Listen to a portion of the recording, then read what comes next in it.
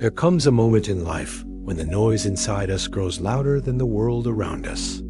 We wake up already tired, as if our minds have been running a marathon through the night. Thoughts about bills, deadlines, relationships, and unfinished tasks swirl like a storm. We move through our day with a smile on the outside, yet a heaviness on the inside that never truly leaves. Stress feels like the air we breathe, anxiety like a shadow that follows us everywhere. No matter how hard we try to manage it, there is always more pressure, more worry, more emptiness. If you are listening right now, chances are you know this feeling well. You know what it is like to lie awake at night, staring at the ceiling, hoping that tomorrow will be different. You know what it is like to carry silent battles no one else can see. Perhaps you've tried self-help books, motivational videos, or endless productivity hacks, only to find yourself back at the same place searching for peace that never seems to last. This endless cycle is not a personal failure. It is the condition of modern life. We live in a world that demands more and more while giving us less and less time to simply be. We are told to chase success, money, validation, and yet when we finally get a taste of it, the satisfaction fades quickly, leaving us even more restless. The truth is, no external achievement can fill the inner hunger for meaning. No amount of control can silence the chaos within. But there is another way, a way that has been walked for thousands of years, a way that does not promise to erase life's challenges but transforms how we experience them. The wisdom of the Buddha was never meant for monks in distant monasteries alone. It was meant for ordinary people like you and me, people with families, jobs, heartbreaks, and responsibilities. It is a wisdom that shows us how to breathe again, how to see clearly, how to carry life's burdens without being crushed by them. In this journey, we will walk through the very struggles you face today: stress, money worries, broken relationships, fear, and uncertainty. We will not look away from the pain. We will face it directly, understand it deeply, and then discover how Buddhist teachings offer not just relief, but transformation. These are not abstract ideas. They are living practices that can be applied in the middle of a busy office, in the silence of your bedroom, or in the heat of an argument with someone you love. Each section of this journey will begin with a pain, a real struggle from modern life. We will feel it, name it, and bring it into the light. Then we will move deeper into the emotions that fuel it, the hidden fears, the silent doubts, the quiet loneliness that often stays unspoken. From there, we will open the door to a different perspective, teachings of mindfulness, compassion, letting go, and understanding cause and effect. These are not rules to memorize, but tools to live by. They are a path, step by step, toward freedom. As you listen, let these words not just pass through your ears, but settle gently in your heart. This is not a lecture. It is a conversation with your soul, a hand reaching out in the darkness to remind you that you are not alone. The path of awareness, of peace, of true freedom is not far away. It is here, waiting, inside you. Together, we will walk it. And so, let us begin. Stress has become the silent epidemic of our time. It hides in the rush of traffic, in the endless to-do lists, in the constant buzzing of notifications. We feel it in our shoulders, in our clenched jaws, in the restless tapping of our fingers as we wait for something we cannot even name. Stress has woven itself into our lives so completely that many of us no longer question it. We simply accept it as normal. We tell ourselves, this is just life. Everyone is busy. Everyone is overwhelmed. But deep inside, we know something is not right. Life was never meant to feel like this. Think about your own mornings. The alarm goes off, and before your feet even touch the ground, your mind is already racing. What meetings do I have today? Did I forget to answer that email? What if I miss the deadline? The day has not even begun. Yet stress has already taken hold. By the time you sit down at your desk or walk into the classroom, your heart is beating faster than it should, and your breath is shallow. This is the body's way of saying, I am not at ease. For some, stress shows up in constant worry. For others, it is irritability, snapping at people we love over small things. Sometimes it shows up as exhaustion, the kind that no amount of coffee can fix. Stress is not only a mental condition, it is a full-body experience. It affects our sleep, our digestion, our ability to focus. Over time, it wears us down, leaving us less patient, less joyful, less alive. But what if stress is not only a reaction to circumstances? What if stress is also a story we tell ourselves? Imagine you are sitting in traffic. The cars are not moving, and you have somewhere important to be. Immediately the mind begins, why now? I'm going to be late. This always happens to me. People are so careless. The situation is real, the traffic is there, but the suffering grows because of the mental commentary. It is not the red lights alone that cause stress. It is the storm of thoughts we attach to them. This is where the ancient teachings of the Buddha meet the modern world. The Buddha never faced email overload, quarterly reports, or traffic jams. But he understood something timeless. The human mind, left unexamined, creates unnecessary suffering. Stress is born not only from what happens outside us, but from how we meet it inside. The Buddha taught that life will always present challenges, illness, loss, uncertainty. But whether those challenges destroy our peace depends on the relationship we build with our own mind. When we are stressed, we believe the only solution is to control everything, finish all the tasks, solve all the problems, fix every detail. But this is like trying to stop the ocean waves with your hands. No matter how strong you are, the waves will keep coming. The more you fight, the more exhausted you become. The teaching of mindfulness offers a different way. Instead of fighting the waves, you learn to float. You learn to breathe, to observe, to respond with clarity rather than react with panic. Let us pause here for a moment. Imagine holding a glass of water. If you hold it for a few seconds, it feels light. Hold it for an hour, and your arm begins to ache. Hold it for a whole day, and your arm will go numb. The weight of the glass has not changed, but your relationship to it has. Stress works the same way.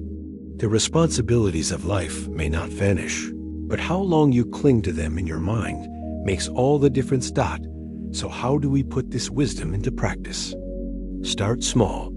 The next time you feel stress rising, do not rush to push it away. Instead, notice it. Close your eyes if you can, and take one slow breath in and out. Say silently, this is stress. This is how it feels in my body. By naming it, you create space between yourself and the feeling. Suddenly, you are no longer drowning in stress. You are watching stress. You are the sky, and stress is just a passing cloud. Of course, the mind will protest. It will say, but I don't have time to breathe. I need to fix this right now. That is the voice of habit. That is the narrator inside your head, convincing you that rushing is the only answer. But what if pausing for one breath gives you the clarity to solve the problem faster? What if stepping back allows you to act instead of react? The Buddha's teaching is not about ignoring responsibilities. It is about bringing awareness to the present moment so that your actions come from wisdom, not panic. Think of a firefighter entering a burning building. If he panics, he is not only in danger himself, he endangers others. His training is to breathe, to stay calm, to see clearly, even in chaos. Mindfulness is the same training for the mind. Stress will still arise, but you meet it with presence instead of fear. This does not mean you will never feel stress again. It means stress will no longer own you. It will no longer dictate your words, your choices, your health. You will begin to see stress as what it truly is, energy passing through, not a permanent state. Like a storm, it comes and it goes. The sky remains. You remain dot, and yet, we must be honest. For many of us, stress has been our companion for so long that the idea of living without it feels impossible. We may even believe stress motivates us. We say, I need stress to get things done. But what if the truth is different? What if creativity, productivity, and genuine joy flow not from stress, but from presence? Consider the moments when you have felt most alive watching a sunset, laughing with a friend, absorbed in a hobby. In those moments, stress was absent, and yet you are fully engaged. Presence, not pressure, is the true source of energy. As we explore this path further, you will see that stress is not an enemy to be destroyed, but a teacher to be understood. It points us to the places where we are holding on too tightly. It reveals the expectations and fears that bind us. And when we meet stress with awareness, we begin to loosen those knots, one breath at a time. So let this be the first step. When stress rises, do not run from it, and do not drown in it. Pause. Breathe. Watch. This simple act opens the doorway to freedom. And once that door is open, we can walk further into the roots of anxiety, into the illusions of control, and into the deep wisdom of letting go, because stress is only the beginning. Beneath it lies something deeper, something more subtle, that shapes how we experience every part of life. And to see it clearly is to begin the real journey of liberation. We left off with the recognition that stress is not the enemy, it is a messenger. It shows us where we are gripping too tightly, where we are trying to force life into our narrow expectations. But let us look even deeper. Why do we hold so tightly? Why do we cling so fiercely to control, even when it hurts us? The truth is, stress often disguises itself as responsibility. We tell ourselves, I must carry this burden. If I let go, everything will fall apart. We identify so deeply with being the problem solver, the caretaker, the achiever, that we believe our worth depends on how much weight we can carry. This is why so many people are proud of their stress, as if it were a badge of honor. I'm so busy, I'm so stressed, becomes another way of saying, I matter, I am important. But this belief is a trap.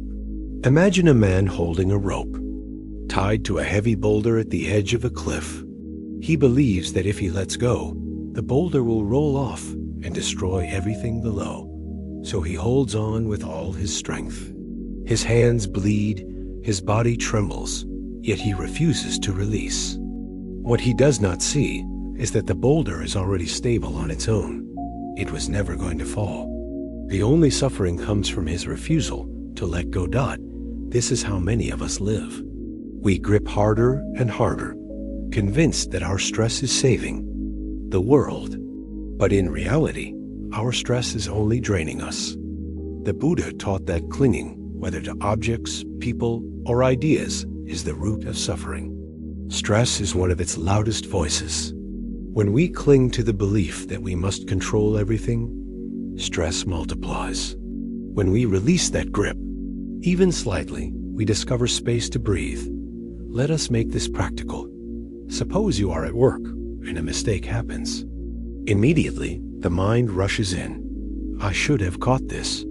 My boss will be furious. This is going to ruin everything. Stress surges, not only from the mistake itself, but from the story you build around it. Now imagine approaching the same situation with awareness. The mistake is still there, but instead of drowning in self-blame or panic, you take one breath. You acknowledge a mistake has happened. It is part of being human. From that place of clarity, you can correct the error more effectively. Stress no longer drives the response. Wisdom does. This is the heart of Buddhist practice. Not escape, not denial, but a shift in perspective. You learn to meet life as it is, without adding unnecessary suffering. Stress becomes a signal. Wake up. You are clinging again. And in that moment, you can choose differently. But you may ask, if I let go of stress, won't I become careless? Won't I lose my drive? This fear is common, yet it misunderstands the nature of true presence. When you act from stress, your energy is scattered. You rush, you worry, you push, but the quality of your action is clouded. When you act from awareness, your energy is focused. You see clearly, you respond wisely, and you accomplish more with less strain. Stress is like fog on a windshield. Awareness wipes it clean. The road is the same, but now you can drive with ease. Consider the example of a musician. When she plays with tension, trying too hard to impress, the music feels forced.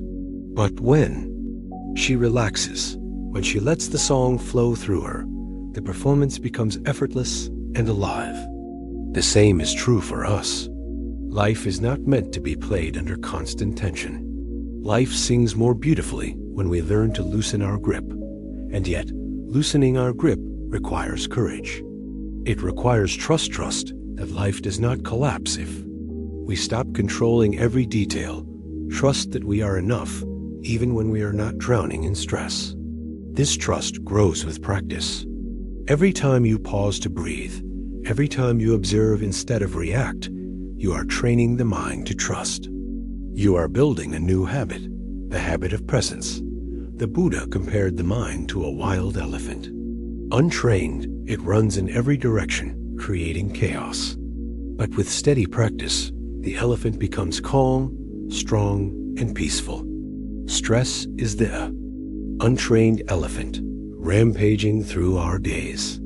Mindfulness is the gentle training, the steady guidance, that transforms chaos into clarity. Let us take another simple practice. Tonight, when you lie in bed, notice the thoughts that appear. You might replay conversations, plan tomorrow's tasks, or worry about things beyond your control. Instead of fighting those thoughts, try this.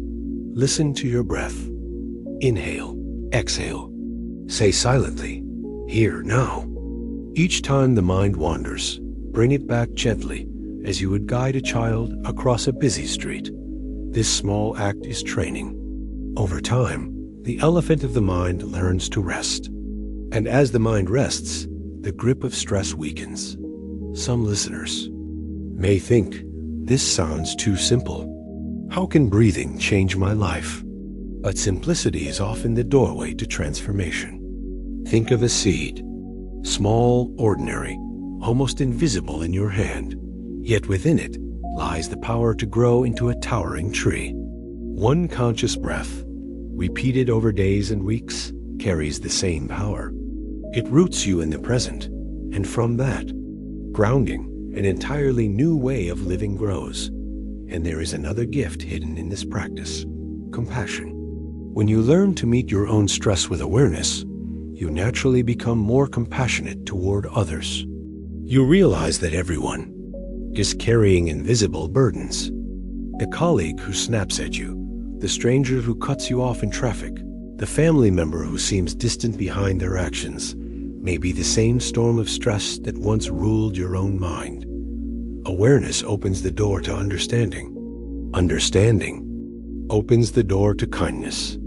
And kindness, in turn, softens the world. So stress, once seen as a curse, becomes an invitation. An invitation to slow down, to breathe, to see clearly. An invitation to discover that beneath the chaos, there is a stillness that never leaves. The Buddha called this stillness nirvana, the end of suffering. But you do not need to reach some distant state to taste it. You can touch it now, in this moment, in the quiet space between one breath and the next dot. As this first part of our journey closes, let us reflect. Stress is not proof that you are failing. Stress is proof that you are human. But being human does not mean you must be enslaved by stress. There is another way, a way of awareness, of presence, of gentle letting go. Each breath is a step on that path. Each pause is a doorway to peace. And as we step through this doorway, we find ourselves ready for the next challenge. Because stress is only the surface. Beneath it lies a deeper current, a constant anxiety about money, security, and survival.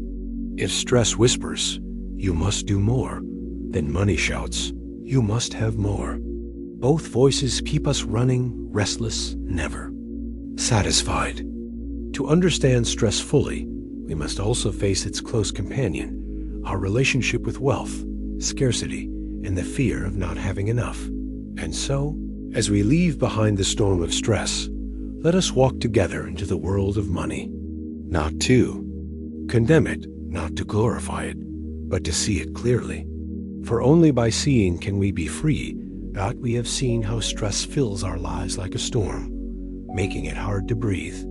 But if we look closely at what fuels much of this stress, we find a deeper cause hiding beneath: money. In our modern world, money is not just paper or numbers on a screen. It has become the very measure of safety, worth, and even identity. We wake up and go to work because of it. We lose sleep worrying about it. We compare ourselves to others based on it. Money is meant to be a tool, yet for many of us, it feels like a master. Think for a moment about how often money crosses your mind. Perhaps you wonder if you have enough saved. Maybe you fear an unexpected bill, or you dream of earning more, believing that with just a little extra, you will finally feel secure. This constant concern about money is not only practical, it is emotional. It shapes how we see ourselves and how we see the world. The fear of not having enough is powerful. It does not matter if you are struggling to pay rent or if you already have more than enough to live comfortably. Scarcity is not only about numbers, it is about mindset. A person can have a full fridge and still feel poor inside. Another can live simply yet feel abundant. The difference is not always in the bank account. It is in the relationship with money itself. In America, and in much of the modern world, we are raised with the message that more is better. More income, more possessions, more success. We are told that happiness lies just beyond the next raise, the bigger house, the newer car. And yet, how often does that promise deliver? For a short moment, perhaps. You buy something new, and it feels good. But soon the excitement fades, and the hunger returns. The cycle continues. Want, get, enjoy briefly, then want again. It is like drinking salt water to quench your thirst. The more you drink, the thirstier you become. This is not to say that money is evil. Money allows us to feed our families, to care for our health, to enjoy experiences. The problem is not money itself, but our attachment to it. We make money the foundation of our peace, and in doing so, we give it power over us. The Buddha described this as clinging the belief that our happiness depends on something outside ourselves. When we cling to money as the source of safety, we are never safe. When we cling to money as the source of worth, we are never worthy enough. Consider the farmer who spends every waking hour working his fields, not because he loves the soil, but because he fears hunger. He hoards grain until his barn is full, but even then, he cannot rest. He lies awake, worrying that the harvest will fail next year, or that thieves will come. His body is rich in grain, but his mind is poor in peace. Now consider another farmer. She works with the same dedication, but when her barn is full, she shares some of her harvest with neighbors. She trusts that the seasons will come again, and that generosity brings its own reward. Her barn may not be overflowing, but her heart is light. This story points to a truth many of us overlook. The wealth we seek is not only external, there is an inner wealth built on trust, gratitude, and compassion that no market can take away. Yet we rarely invest in this wealth. We chase numbers, forgetting that numbers have no end. There will always be someone with more. There will always be another level to reach. If peace depends on comparison, peace will never come. let us look at the emotional weight of money more closely. How often have arguments in relationships started because of finances? Couples fight over spending habits, savings, and debts. Parents worry about providing for children. Adult children feel pressure to support aging parents. Behind the arguments is not only the question of dollars, but the deeper fear. Will we be safe? Will we be okay? Money becomes the symbol of love, security, and even control. And when fear mixes with love, the bond becomes strained. But there is another way. The Buddha taught the middle path, not extreme denial, not blind indulgence, but balance. Applied to money, this means using it wisely without letting it rule us. It means earning honestly, spending mindfully, sharing generously, and remembering always that money is a tool, not a master. When money serves life, it brings peace. When life serves money, it brings suffering. Let us return to the example of scarcity. Imagine holding your breath because you fear there will not be enough air. The longer you hold, the more panicked you feel, until finally you gasp, desperate to survive. But the air was always around you. There was never a shortage.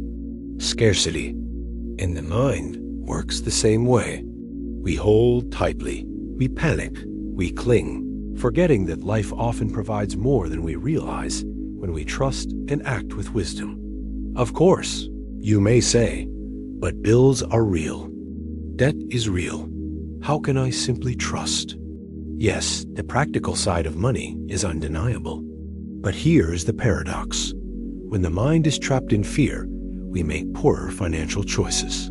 Fear pushes us to overspend, to chase quick rewards, to live beyond our means.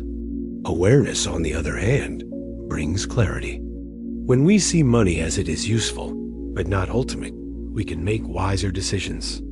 We can save without hoarding, spend without guilt, give without fear. One practical step is gratitude.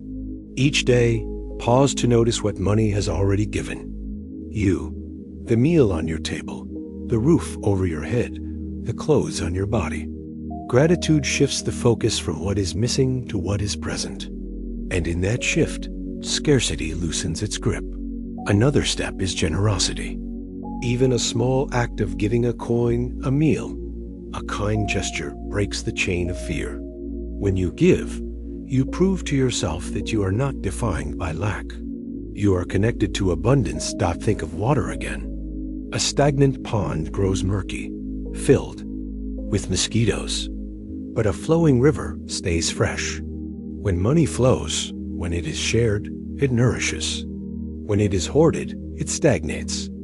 Generosity is not only kindness to others, it is freedom for yourself. It tells the mind, I have enough. I am enough. As we move forward, remember this. Money is real, but the fear of scarcity is often an illusion. Just as we saw with stress, the pain does not come only from the outside, but from the stories we attach to it. The Buddha invites us to see clearly, to step out of the cycle of want and fear, and to rediscover a deeper kind of wealth. And so, the journey continues. We will look not only at money, but at the relationships it affects, the anxieties it feeds, and the ways it shapes our choices. For when we heal our relationship with money, we begin to heal our relationship with life itself. We have begun to see how money, when misunderstood, becomes a source of endless fear. It is not only about paying bills or saving for the future. It is about how we link money to our identity, our safety, and even our happiness. Let us now go deeper into the emotional roots of this fear, so we can understand it clearly and loosen its grip. At the core of money anxiety is the belief that without enough, we are not safe. This belief is ancient. Long ago, survival depended on food stored for winter, shelter strong enough to resist storms, and tools to hunt or farm. In those times, scarcity meant real danger.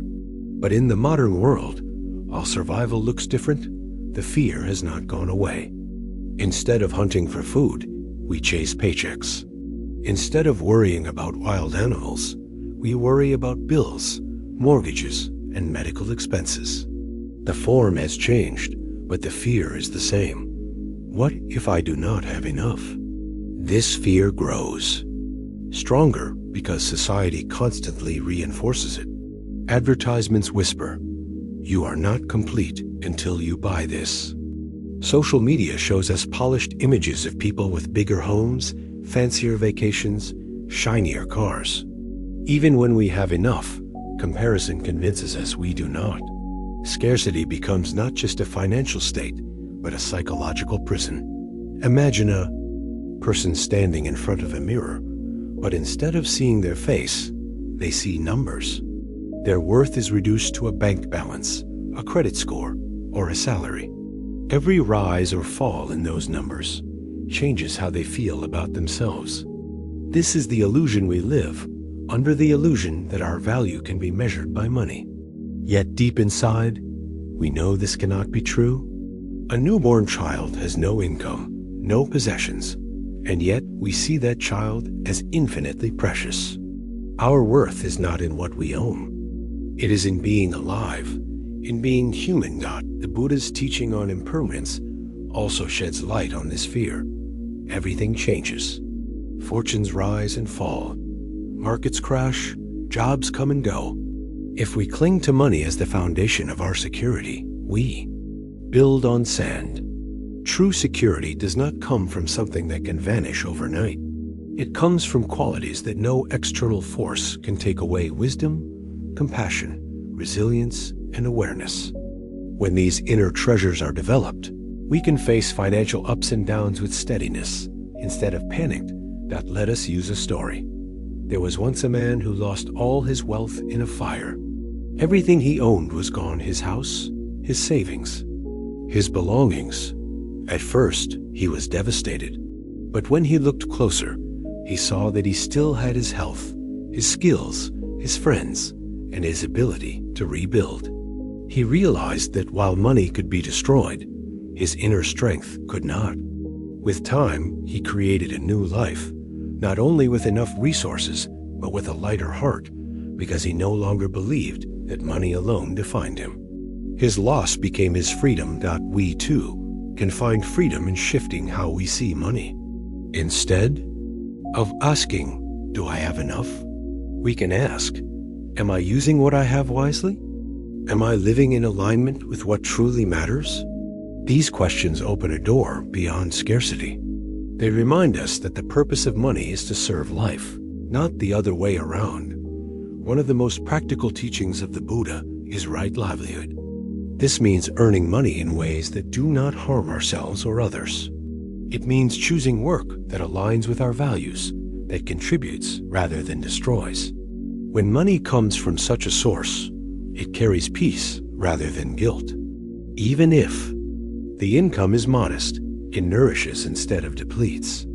This teaching invites us to rethink not only how much we earn, but how we earn. Another teaching is moderation. Just as eating too much leads to sickness, chasing excess wealth leads to endless dissatisfaction. Moderation is not about poverty or denial. It is about balance. It is about recognizing the point where enough truly is enough. Imagine drinking water when you are thirsty. A few sips bring relief. A whole glass brings refreshment. But forcing 10 glasses only makes you ill.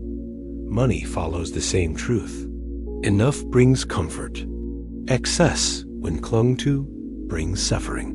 Now, let us consider generosity again, because generosity is the antidote to scarcity. When you give even a little, you break the spell of "I don't have enough." You prove to yourself that you have more than fear wants you to believe.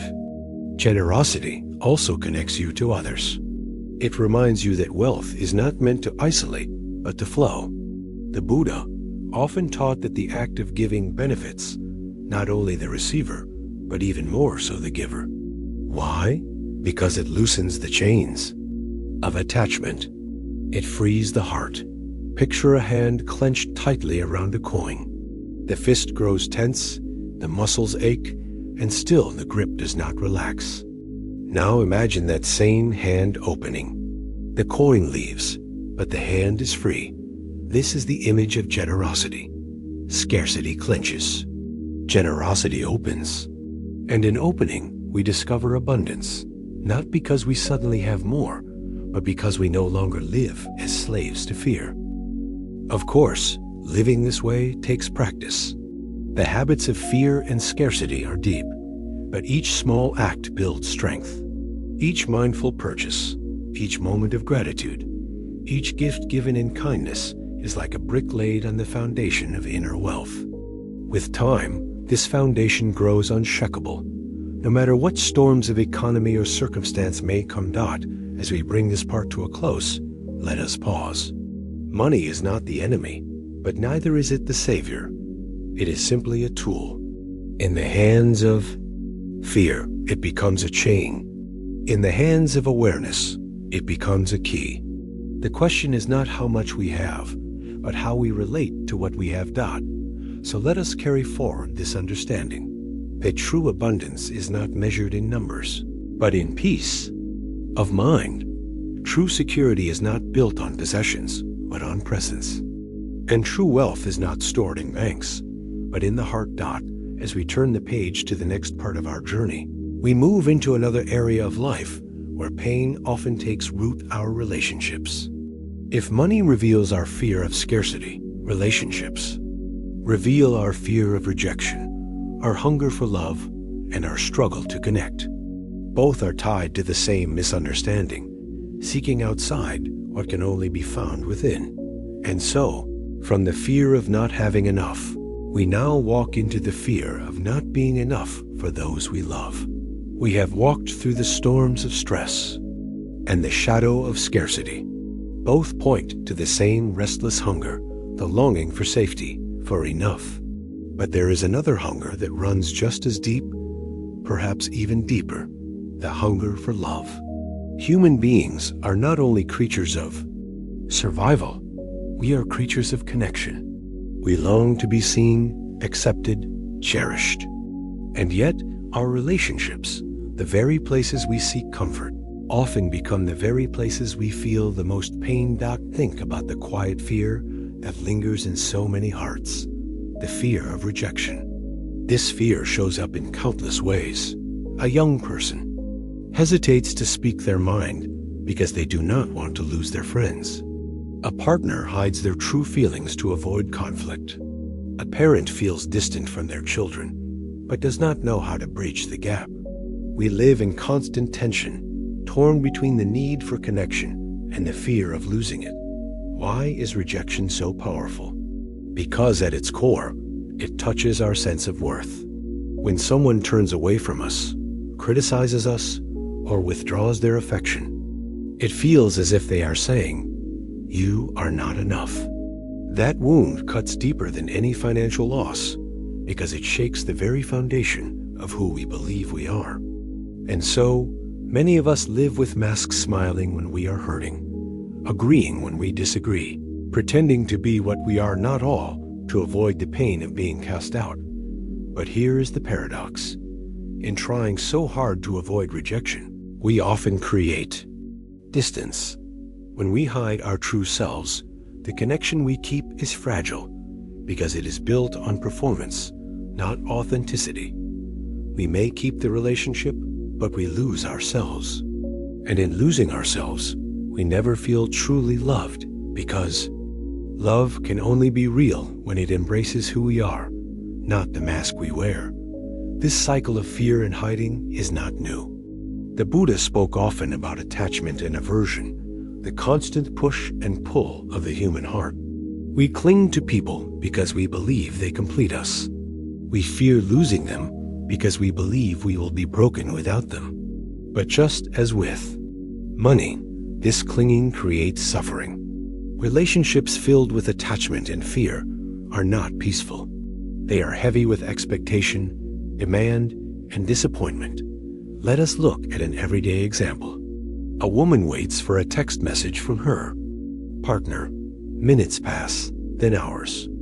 Her mind begins to race. Did I do something wrong? Is he upset? Maybe he doesn't care anymore. The silence of a phone becomes a storm in her heart. Notice that the pain did not come from the absence of a message itself, but from the story her mind created around it. This is how rejection often lies not in reality, but in anticipation, in the imagined fear of being unloved. The Buddha taught that love rooted in clinging is fragile, but love rooted in compassion is unshakable. Compassion means seeing others not as objects to fulfill our needs, but as fellow beings walking through their own struggles, fears, and desires. When we shift from "I need you to love me, so I feel whole," to "I wish for your happiness," whether or not it always includes me, we move into a love that frees rather than binds. Of course, this does not mean tolerating harm or staying in unhealthy relationships. Compassion is not submission, it is clarity. It allows us to love without fear, to walk away without hatred, and to connect without losing ourselves. True compassion toward others and toward ourselves dissolves the fear of rejection because it is not built on conditions. Let us pause here with a story. Two monks were walking together when they came to a river. At the edge of the river stood a woman afraid to cross. One monk lifted her onto his shoulders and carried her across. Hours later, the other monk spoke angrily. "How could you carry her? Our vows forbid us from touching women." The first monk replied calmly, "Brother, I put her down at the riverbank hours ago. Why are you still carrying her?" This story shows how we cling to judgments, fears, and rules long after the moment has passed. In relationships, we do the same. We carry past hurts, past rejections, past betrayals, and let them poison the present. To love fully, we must learn to put down what is no longer here. Rejection from the past does not need to control our future. Now, let us bring this wisdom into practice. The next time you feel the fear of rejection, pause. Ask yourself, what story am I telling myself right now? Perhaps the story is, "I am not good enough," or "I will be abandoned." Then gently remind yourself, this is a thought, not the truth. Just as we saw with stress and money, awareness is the doorway. When you see the thought as a thought, it loses power. You no longer have to build your identity around it. Another practice is loving kindness meditation. Sit quietly and bring to mind someone you love. Silently repeat, "May you be happy. May you be safe. May you live with ease." Then bring to mind yourself, even with your flaws, your fears, your wounds. Repeat the same. "May I be happy. May I be safe. May I live with ease." This practice slowly softens the fear of rejection because it builds an inner well of love that does not depend on anyone else's approval. And perhaps most importantly, remember this truth. Rejection is not always about you.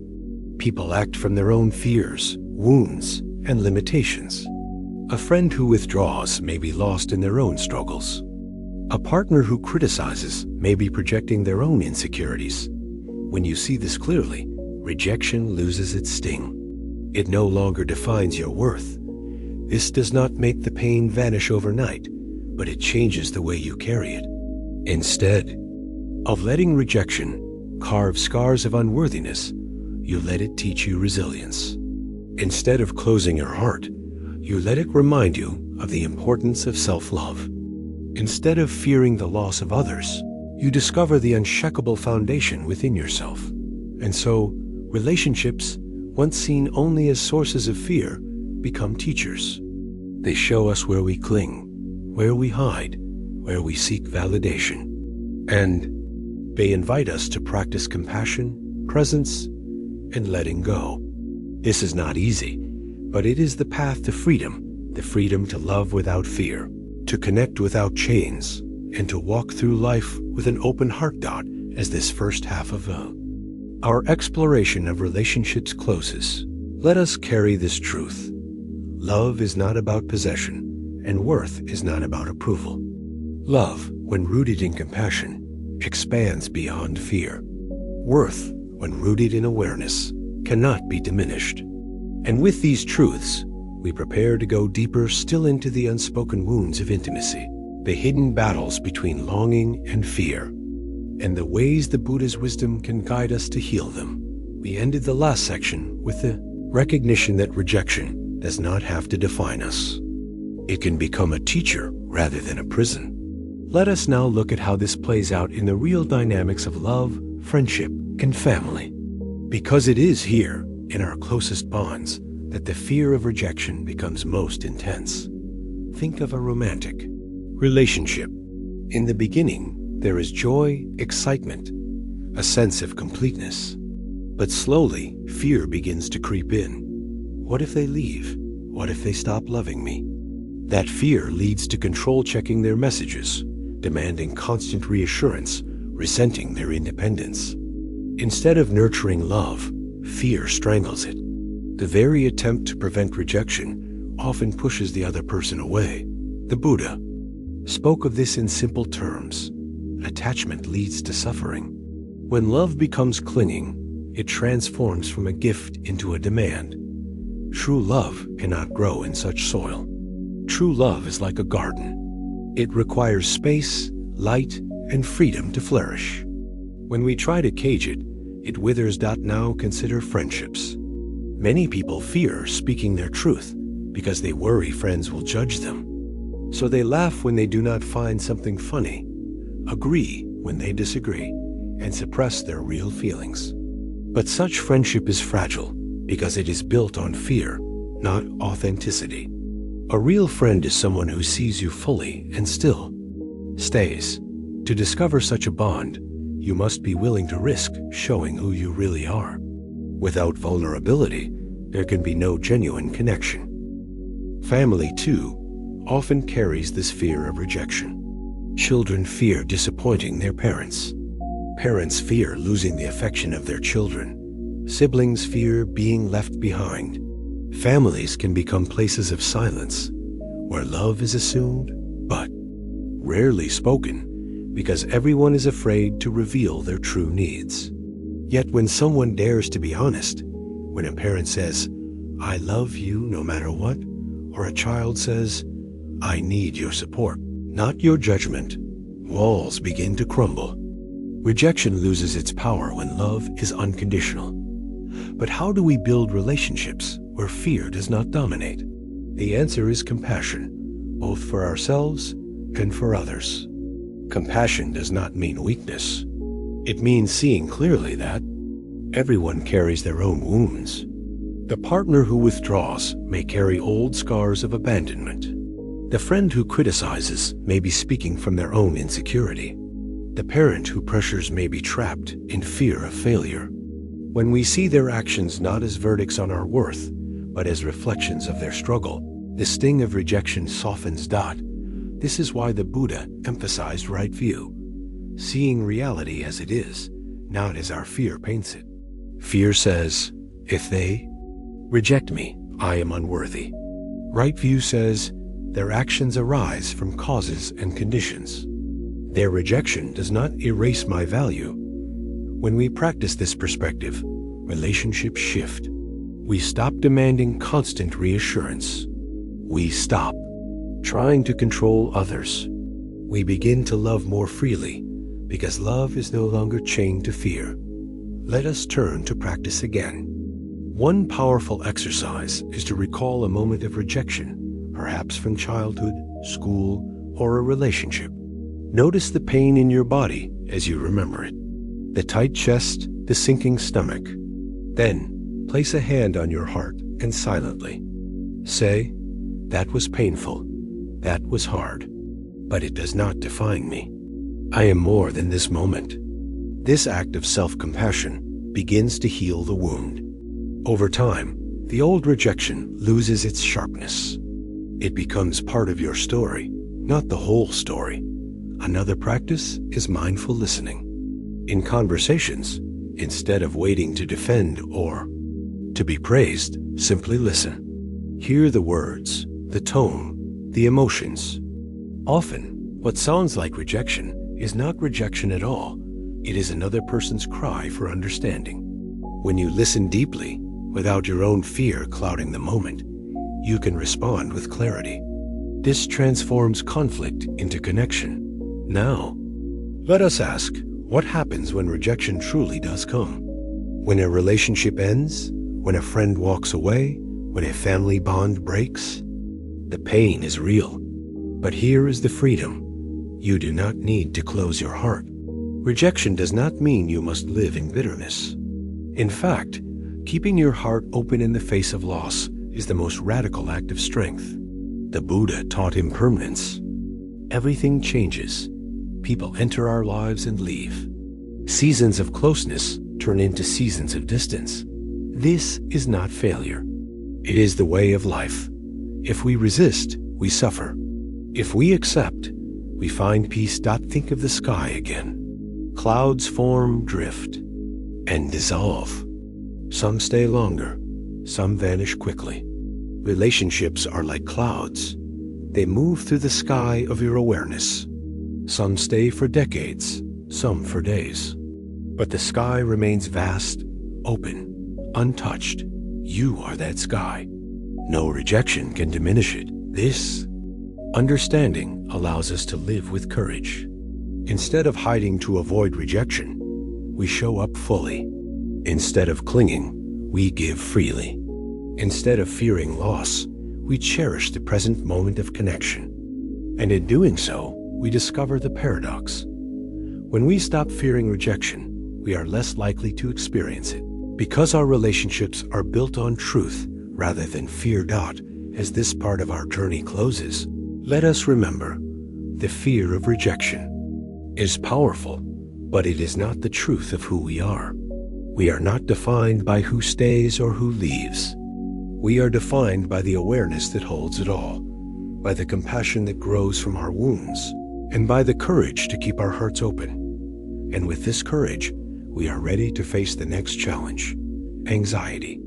For if rejection makes us fear the loss of love, anxiety makes us fear the loss of control. Anxiety is the restless mind, always scanning the future, always imagining disaster.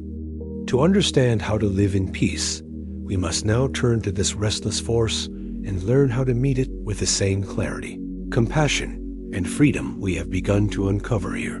We have seen how the fear of rejection shapes our relationships, pulling us into patterns of clinging and hiding.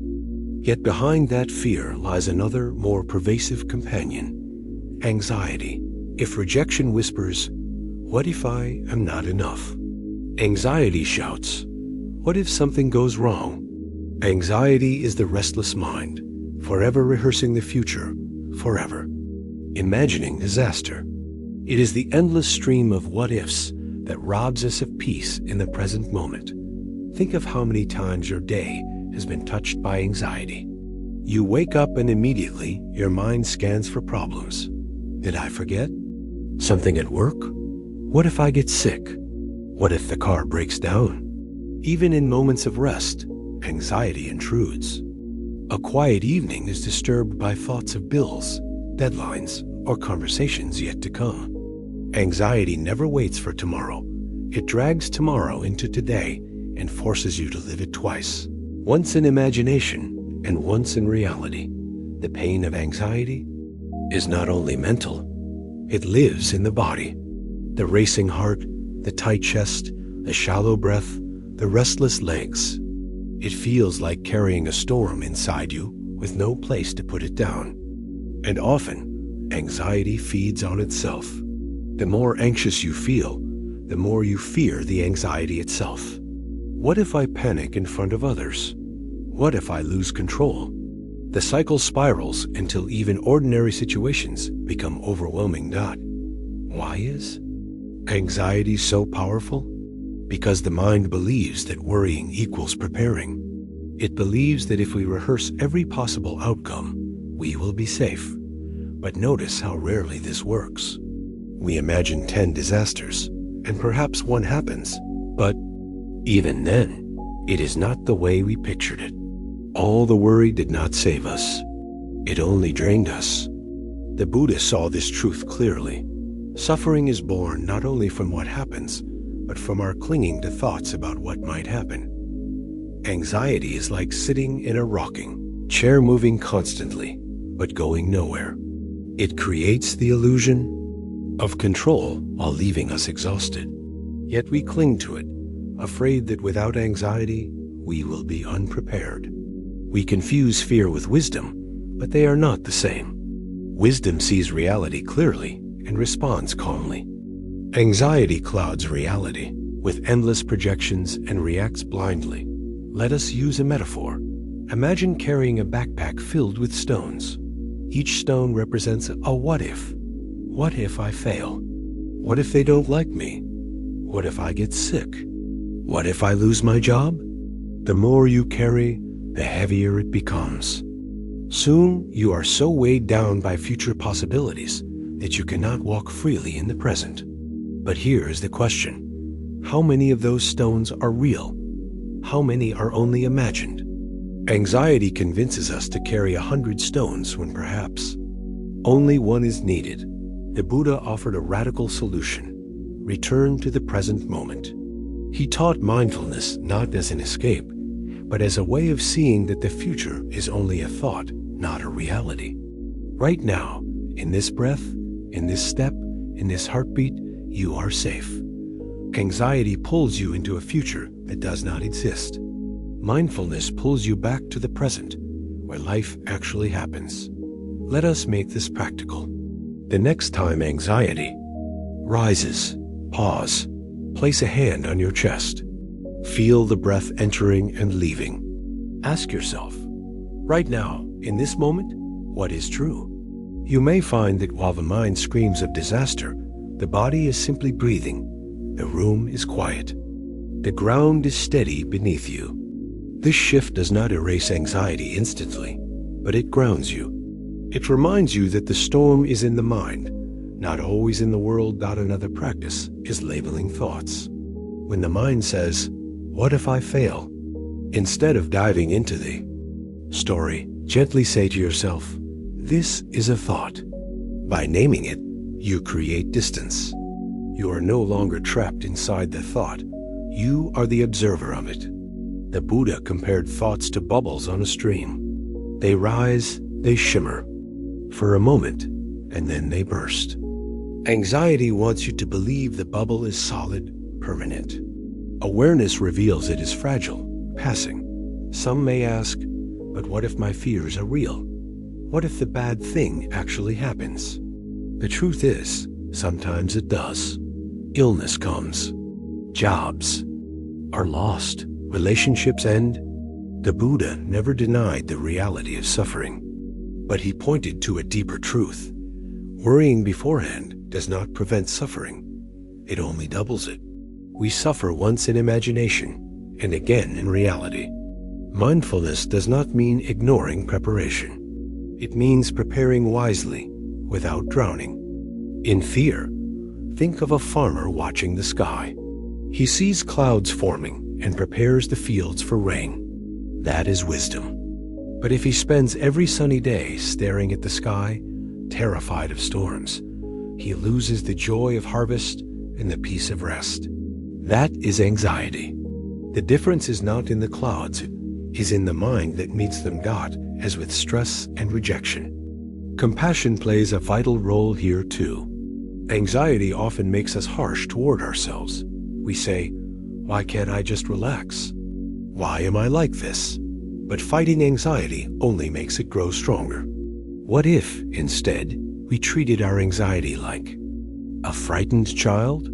When a child is scared, we do not yell at them to stop. We hold them, we reassure them, we remind them they are safe. In the same way, when anxiety arises, place a gentle hand on your heart and say, "I see you. I know you are scared. It's okay to be here." This kindness begins to calm the storm. And there is something more. When we see through the illusion of anxiety, we begin to live more fully. Anxiety shrinks our world. It convinces us not to try, not to risk, not to love. But when we loosen its grip, the world opens again. We can step into new experiences, not because we are free from fear, but because we are no longer controlled by it. Courage is not the absence of anxiety. Courage is walking forward with awareness, even while anxiety whispers doubt, as this first half of our exploration of anxiety closes. Let us hold this truth. The mind will always create what-ifs. That is its nature. But we are not prisoners of those thoughts. We are the awareness that sees them, the sky in which they pass. In the next part, we will go deeper into the ways anxiety shapes our daily lives, into how we can train the mind through meditation, and into how the Buddhist teachings can free us, not only from fear of the future, but from fear itself. We ended by seeing that the mind will always produce what-ifs. The question is not how to silence the mind completely, but how to relate to it differently. Anxiety is not proof that you are broken. It is proof that you are human. But being human does not mean you must live enslaved by fear. Let us look now at how anxiety shows up in daily life and how awareness can transform it. Think about ordinary moments. Waiting for test results from a doctor, sitting before a job interview, waiting for your child to come home late at night. These situations naturally create uncertainty. The anxious mind reacts by spinning endless stories. What if it's bad news? What if I fail? What if something happened? Notice how quickly imagination fills the space of the unknown. Anxiety hates uncertainty, so it invents scenarios to feel in control. But these scenarios are often painful, and they rarely match reality. The Buddha taught that craving and aversion are the roots of suffering. Anxiety is both at once. We crave certainty, and we resist uncertainty. But life itself is uncertain. No amount of worry can change that. The key is not to eliminate uncertainty, but to make peace with it. When we accept uncertainty as part of life, anxiety begins to lose its grip. Let us use a metaphor. Imagine standing on the shore, watching waves roll in. If you demand that the waves stop, you will suffer endlessly. But if you accept that waves are part of the ocean, you can relax, even play in them. Anxiety is like the waves of the mind. You cannot stop them from arising, but you can change the way you meet them. Instead of fighting, you can float. Instead of drowning, you can breathe. One powerful practice the Buddha offered is meditation. Meditation is not about emptying this mind, as many believe. It is about observing the mind. Sit quietly, close your eyes, and focus on your breath. Thoughts will come. What if this? What if that? Do not chase them. Do not push them away.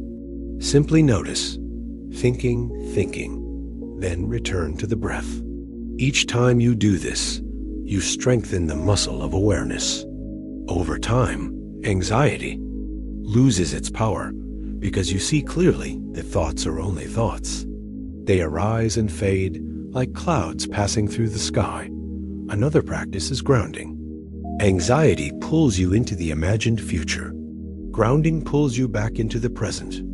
Feel your feet on the floor. Notice the texture of the chair beneath you. Listen to the sounds around you. Say to yourself, I am here. I am safe in this moment. This simple act interrupts the spiral of what-ifs and brings you back to reality. But perhaps the most radical teaching is this. Anxiety can become a teacher of compassion. When you suffer from anxiety, you begin to understand the hidden struggles of others. The coworker who seems irritable, the friend who cancels plans, the family member who avoids certain situations. Behind their actions may be the same storm. You know well. Awareness of your own anxiety opens your heart to the anxiety of others. This shared humanity becomes the ground of compassion. Consider also how anxiety often makes us avoid life. We say no to opportunities. We shrink from love. We delay our dreams, all because of fear. The Buddha invited us to see this clearly. Life is short. To let fear decide our choices is to miss the gift of being alive. He did not promise a life without fear. He promised freedom from being ruled by it. That freedom comes not from eliminating anxiety, but from walking forward anyway, with awareness as our guide. Let us return to the body. Anxiety is not only in the mind. It is in the heartbeat, the breath, the muscles. When you feel anxiety rising, pause and scan your body. Notice the tension in your shoulders, the knot in your stomach, the quickness of your breath. Then soften. One place at a time. Relax your jaw. Drop your shoulders. Take a slow, deep breath. This physical release signals the mind that it is safe. In this way, body and mind support each other. And let us not forget joy. Anxiety thrives when we forget joy. We become so focused on preventing future pain that we overlook present beauty. The Buddha often pointed to simple joys, the sound of birds, the taste of food, the presence of friends. Joy is not the absence of problems. It is the presence of awareness. When you drink tea, truly taste it. When you walk, feel the ground beneath your feet. These small acts of presence break the chain of anxiety, reminding you that life is not only fear, it is also wonder. As we close this part, let us reflect on what we have learned. Anxiety is the endless rehearsal of what if. It drains us by pulling us into futures that do not yet exist. But mindfulness offers another path. By returning to the present, by observing thoughts instead of obeying them, by grounding ourselves in body and breath, we find freedom. Anxiety becomes not an enemy to be destroyed, but a messenger to be understood. It teaches us compassion, resilience, and the courage to live fully. And so, we step forward. We have faced stress, scarcity, rejection, and anxiety. Each has shown us how the mind creates suffering when it clings, when it fears, when it resists. But there is another force that ties all of these together, the endless cycle of desire itself. Desire promises happiness, but delivers restlessness. It whispers, "Just one more, then you will be satisfied." Yet the hunger never ends. To understand this cycle and to see the way beyond it is our next step on this journey. We have walked together through stress, scarcity, rejection, and anxiety. Each one reveals how the mind creates suffering when it clings to fear. Yet behind all of these lies a deeper root desire. Desire is the engine that drives the restless mind, the whisper that says, "Just one more, then you will be happy." It is desire that fuels anxiety about the future, desire that makes us cling to people, desire that convinces us money will solve our problems. And yet, no matter how much we feed it, desire never says, "Enough." Think about your own life. How often have you told yourself, "If I can just get this promotion, then I'll feel secure. If I can just buy this house, then I'll finally rest. If I can just meet the right person, then I'll be complete." Sometimes you achieve it. For a brief moment, joy rises. But soon, the joy fades and a new desire takes its place. The promotion is not enough. You want the next one. The house is not enough. You want a bigger one. The relationship is not enough.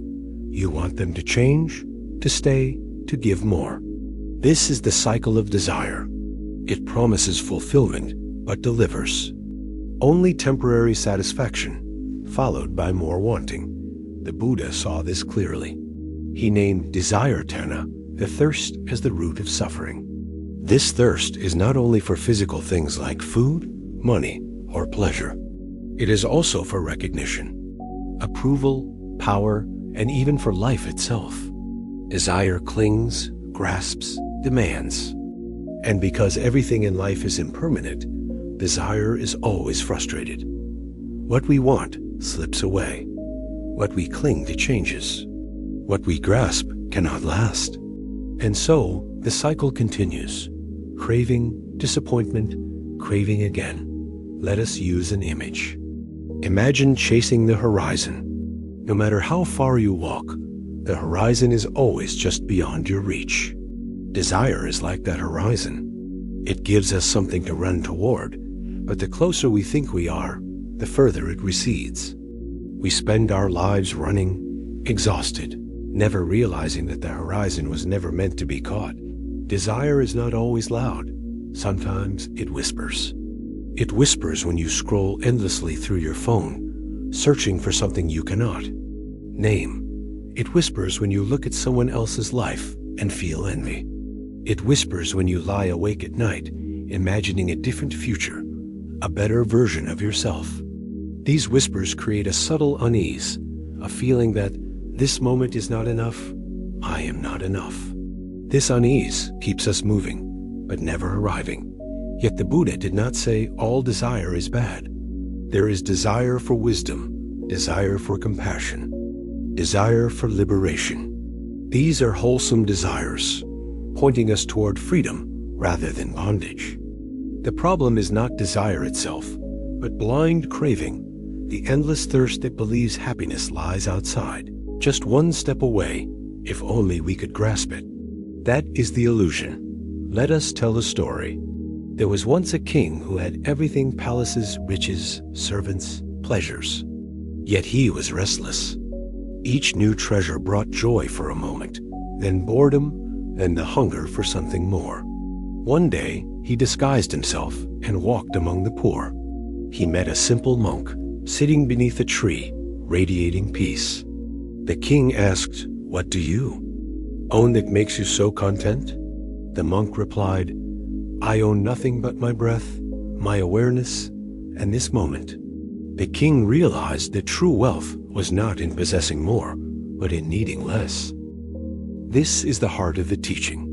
Freedom does not come from feeding desire, but from understanding it. When we see desire for what it is, a passing impulse, a restless thirst, we no longer have to obey it. We can watch it rise, we can feel its pull, and we can let it pass without grabbing it. This does not mean we never enjoy life. It means we enjoy without clinging. We taste, we savor, and we release. Like holding a flower gently, instead of crushing it by grasping too tightly. Now let us bring this to everyday life. Imagine you want a new phone. The thought appears, if I have it, I will be happier. You picture the sleek design, the admiration of others, the excitement of unboxing. Desire builds. If you buy it, the joy is real but temporary. Soon the phone becomes ordinary, and desire finds a new target.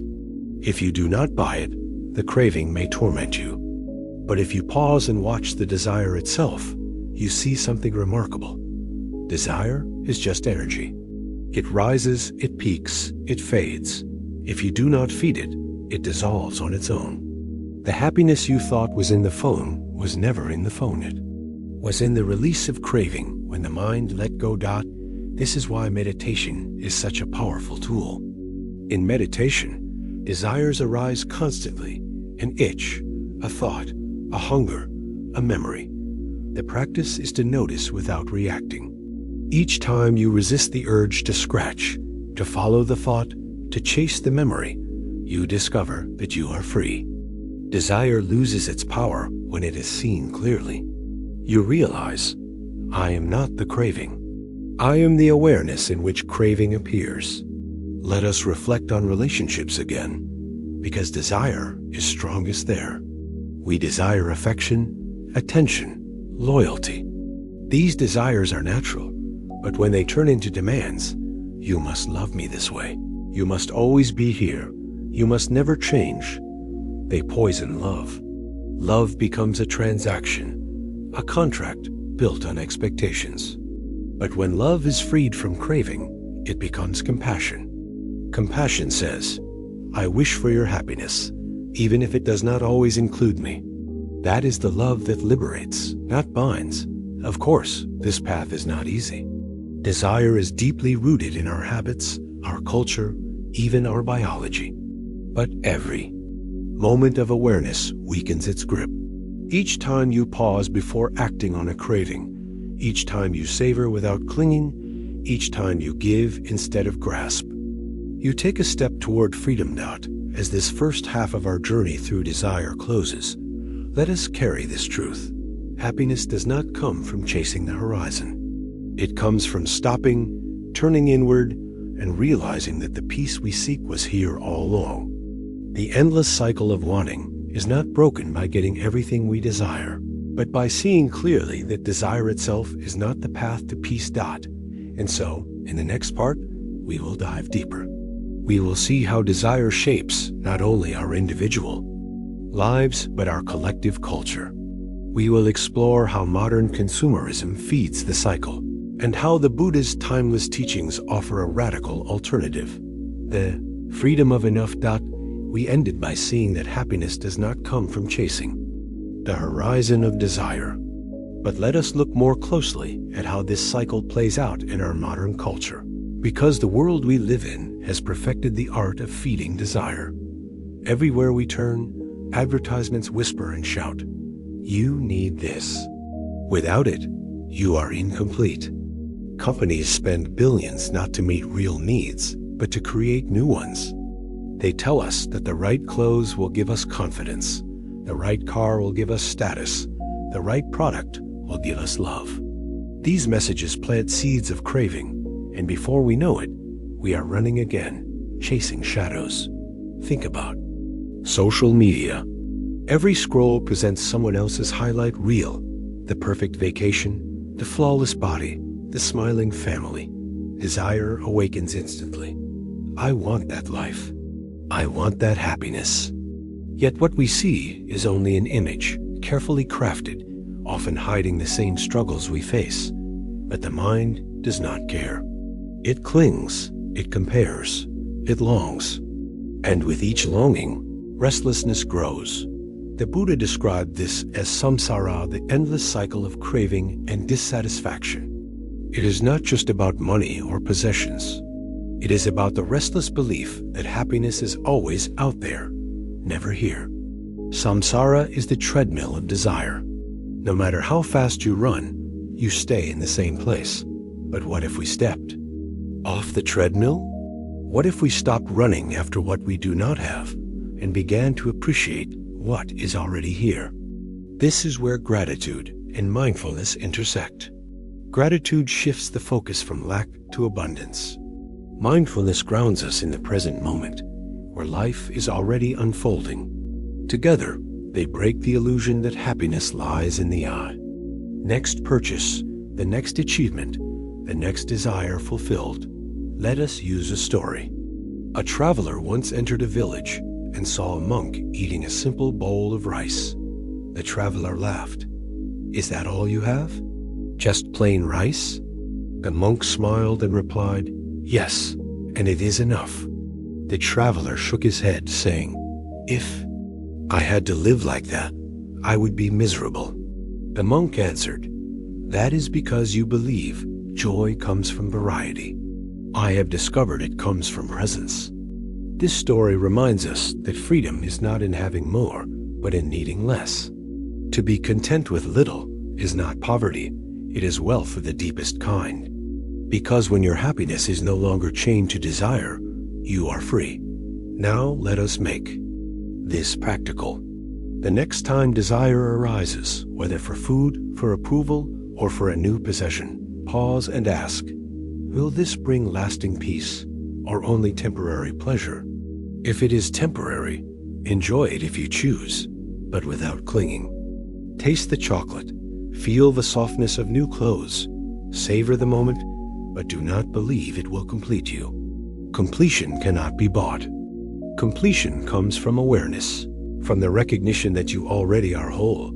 Another practice is generosity, once again. When desire pulls inward, I need this for me, generosity turns outward. What can I give? Each act of giving breaks the illusion that we are defined by what we own. Each act loosens the grip of craving. The Buddha often said that generosity is the first step on the path to liberation, because it shifts the mind from grasping to letting go. Let us also reflect on relationships, because desire distorts them too. Desire makes us believe that another person will complete us, that without them we are half a being. This illusion is powerful but dangerous. When we see others as the answer to our craving, we place on them a burden they cannot carry. No one can complete us. At best, they can walk beside us. When love becomes freedom rather than dependency, relationships flourish. When love is chained to desire, they suffocate. And yet, desire is not the enemy. Desire for growth, for wisdom, for compassion can inspire us. The Buddha did not say we must erase all wanting. He said we must see clearly. Blind desire enslaves. Wise desire liberates. The question is, what are we seeking and why? Are we running toward peace, or are we running in circles? Consider this reflection. At the end of life, will you measure your worth by how many desires you fulfilled, or by how much peace, love, and wisdom you cultivated? Desire fades. Awareness endures. The Buddha offered this simple truth: contentment is the greatest wealth.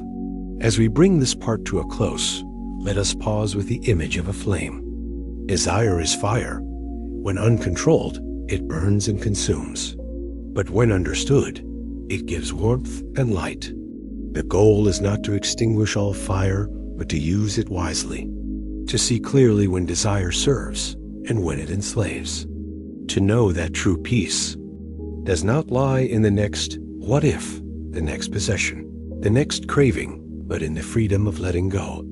And so we move forward. We have explored stress, scarcity, rejection, anxiety, and desire. Each has shown us the restless patterns of the mind.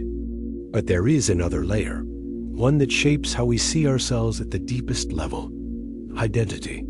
Who am I? What story do I tell about myself? The answers we cling to can free us or bind us. And to see through the illusion of identity is to take another step toward liberation. We have walked through stress, scarcity, rejection, anxiety, and desire. Each reveals the restless nature of the mind.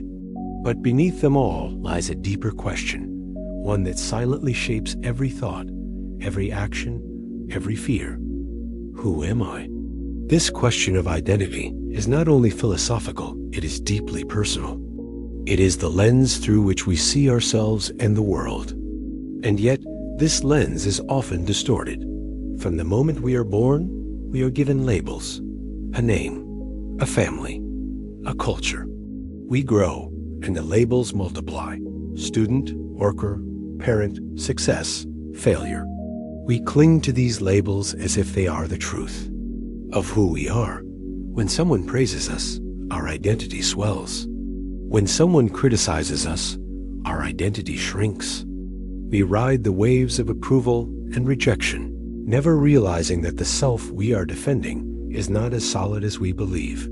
The Buddha saw this clearly. He taught that what we call self is not a fixed, unchanging entity.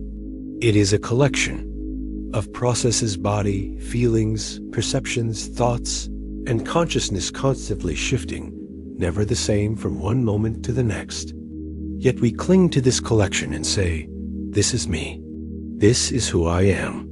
From that clinging comes endless suffering. Think of a river. At first glance, it looks solid, like a single thing. But if you look closely, you see that the river is nothing more than water flowing, always changing. No drop stays the same.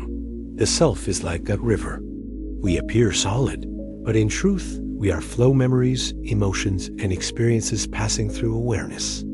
When we cling to any one part, saying, "This defines me," we suffer because that part inevitably changes. Consider how identity shapes your daily life. A person who identifies as successful is devastated by failure. A parent who identifies only as a caregiver feels lost when children grow up. A worker who clings to their job title feels worthless when retired. Each identity seems safe until life changes. And life always changes. What we cling to today will slip away tomorrow, leaving us scrambling to rebuild our sense of self. This is why the fear of rejection hurts so deeply. It threatens our identity. Why scarcity terrifies us? It challenges the identity of provider or achiever. Why anxiety haunts us? It shakes the identity of being in control. Why desire consumes us? It promises to build a bigger, better identity. All of these struggles point back to the same root, our clinging to a self that is never stable. But if the self is an illusion, does that mean we are nothing? No. The Buddha never taught that we do not exist. He taught that we do not exist in the way we think we do. We are not isolated, fixed entities. We are interdependent, ever-changing, like waves on the ocean. Each wave has a shape, but it is not separate from the sea. In the same way, each of us has a personality, a story, a life, but we are not separate from the whole of existence. This teaching can feel unsettling at first. We spend our lives building an identity, protecting it, polishing it. To hear that it is not solid can feel like losing the ground beneath our feet. But if we stay with this truth, something liberating appears. When we stop clinging to a fixed self, we stop defending it so fiercely. Criticism no longer feels like death. Change no longer feels like loss. Life becomes lighter, freer. That let us pause with a story. A monk once approached the Buddha and asked, "Who am I?" The Buddha did not answer with words. Instead, he asked, "When anger arises, are you anger? When joy arises, are you joy? When sorrow arises, are you sorrow?" The monk replied, "No, these states come and go." The Buddha said, "Just so. You are not the passing emotions, not the changing thoughts. You are the awareness that sees them. This awareness is the key. Beneath the shifting identities, there is something steady, not a self in the usual sense, but a spaciousness that holds all experiences. When you identify with that awareness, rather than with the fleeting labels, life's storms lose much of their power. Let us make this practical. The next time someone criticizes you, notice the sting. Ask yourself, what identity is being threatened right now? Perhaps it is the identity of being competent, kind, or respected. Then remember that identity is not the whole of you. It is a role, a mask, a story. You are more than that. You are the awareness that can see the identity rise and fall. In that awareness, the sting softens. Another practice is to question your thoughts of identity.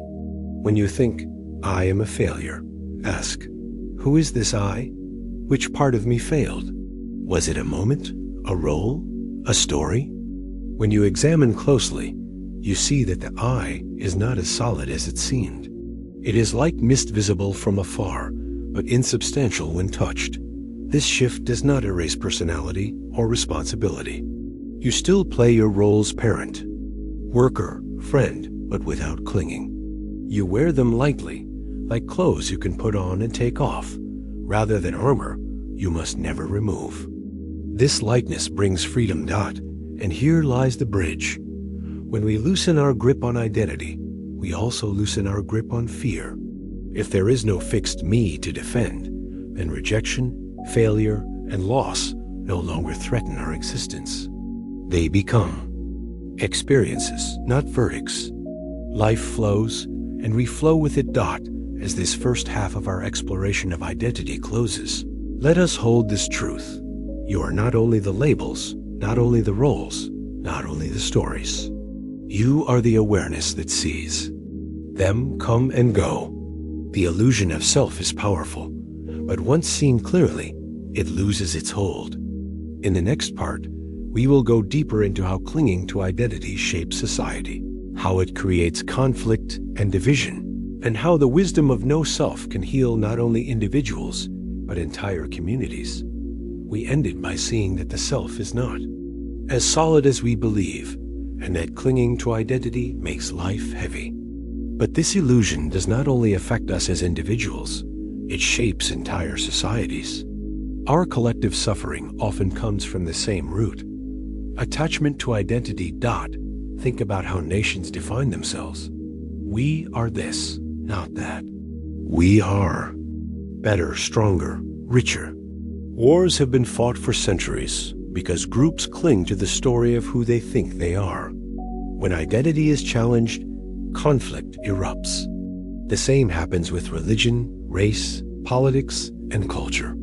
Each group defends its label as if it were life itself, forgetting that beneath those labels, we all share the same human breath, the same human longing for peace.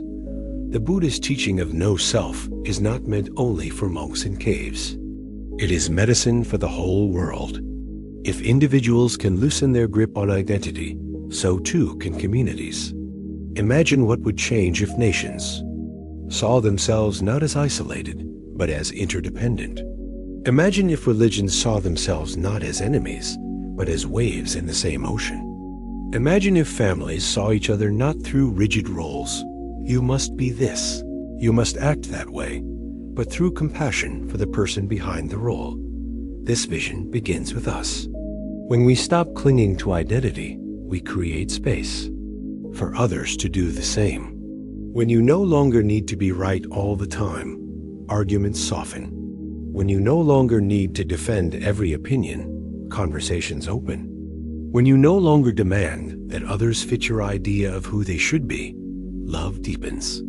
In this way, the practice of loosening self-identity becomes an act of service to everyone around you. Let us look again at daily life. Suppose a friend disagrees with you. If your identity is tied to being the smart one, you feel attacked. You argue, you push back, you suffer. But if you see your identity as fluid, you can listen. You can say, perhaps I do not know everything. Perhaps there is more to learn. The conversation becomes an opportunity for growth, not a battlefield. Or consider work. If your entire identity is successful professional, then retirement, layoffs, or even small mistakes feel devastating. But if you see your work as one role among many, you can step in and out of it without losing yourself. You are not just a worker. You are a friend, a learner, a being of awareness itself. Work becomes what it is, a role, not your essence. The Buddha often used the analogy of a chariot. A chariot is made of wheels, axles, reins, and wood. Remove the parts, and there is no chariot apart from them. In the same way, what we call self is made of body, feelings, thoughts, and consciousness. Take them apart, and no fixed. Self remains, yet the chariot still moves, and the person still lives. Understanding this frees us. We still play our roles, but without the delusion that the role is the whole of who we are. This freedom brings profound peace. Imagine carrying a heavy mask every day, showing the world only that mask. The effort is exhausting. But when you take it off, you breathe easier. Loosening identity is like removing the mask. You discover the joy of being without constant performance. Let us practice this directly. Ask yourself, who am I right now? The mind will offer answers. Parent, partner, tired, happy, worried. But keep asking. Each answer is temporary, changing. Look deeper. What remains when all labels fall away? What remains is awareness itself, the quiet space in which all experiences arise and pass. That awareness cannot be rejected, cannot be diminished, cannot be lost. That awareness is freedom. This understanding also heals relationships. When we stop clinging to fixed ideas of ourselves, we also stop clinging to fixed ideas of others. We allow them to grow, to change, to surprise us. We see them as rivers, not statues.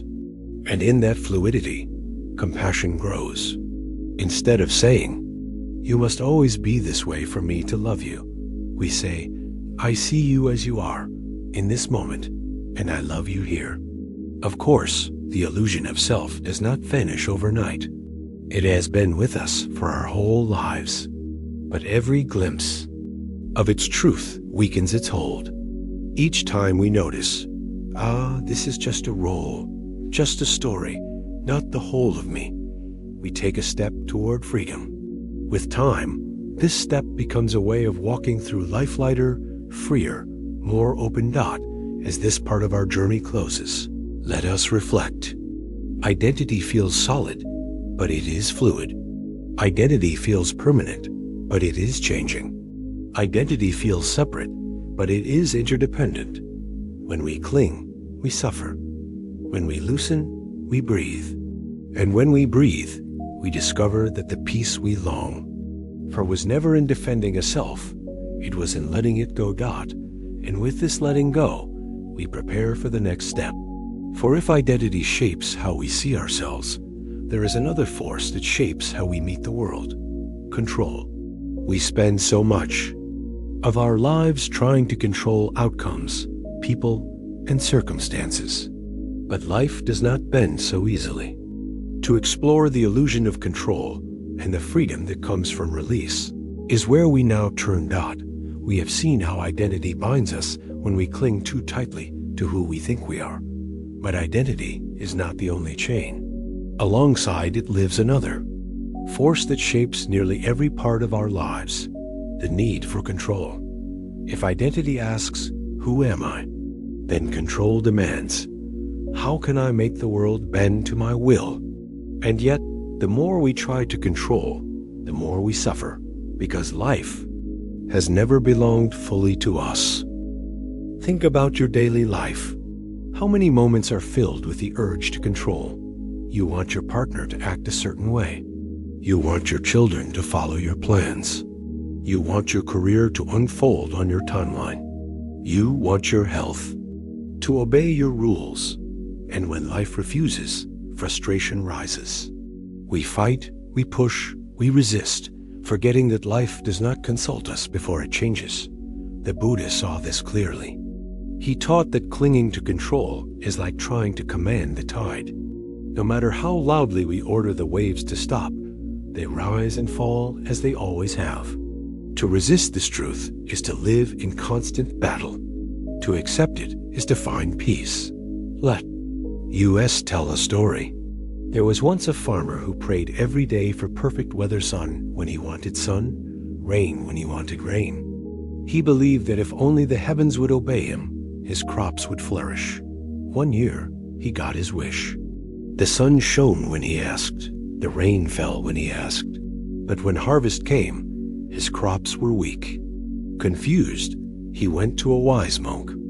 The monk explained, "You asked for comfort, not for challenge." The crops needed storms to grow strong roots. They needed winds to toughen their stalks. Your control gave them ease, but it took away their strength. This is how control works. We believe it protects us, but often it weakens us. Struggle, uncertainty, and change are not enemies. They are the conditions of growth. When we try to remove them by forcing life to obey, we end up fragile. Not free. Control also poisons relationships. We say we love someone, but often what we mean is, "I love you as long as you act the way I want." When they change or when they resist our control, love turns into conflict. Parents who try to control every step of their children's lives end up with distance instead of closeness. Partners who demand obedience end up with resentment instead of intimacy. Friends who manipulate end up with loneliness instead of loyalty. Control promises safety, but it delivers isolation. The Buddha offered another way: letting go. Letting go does not mean giving up. It does not mean ignoring responsibility. It means seeing clearly what belongs to us and what does not. Our actions, our words, our choices, these belong to us. The outcomes, the reactions of others, the unfolding of the world, these do not. When we release what is not ours to hold, we discover freedom. Consider a sailor on the sea. He cannot control the wind or the waves, but he can control his sails. his course, his skill. If he spends his energy cursing the wind, he goes nowhere. If he learns to adjust the sails, he travels far. Life is the same. Control what is yours, the intention, the effort, the kindness. Release what is not the weather, the reactions, the future. This practice is not easy. The mind craves certainty. It tells us, if I do not control, everything will collapse. But notice how little control we truly have. We cannot control the beating of our own heart. We cannot control the thoughts that arise in our mind. We cannot control the changing of the seasons, the turning of the earth. Control is a dream we cling to, and the tighter we grip, the more it slips away. Let us pause with another story. A monk once carried a beautiful porcelain cup. He cared for it gently, admired it often, and told himself, "This cup is already broken." When asked why, he said, "Because one day it will fall or crack or fade. Knowing this, I enjoy it fully now, without fear." This is the wisdom of letting go. It is not indifference. It is presence. By accepting impermanence, we stop trying to control what cannot be controlled. We savor without fear. We love without chains. Now let us make this practical.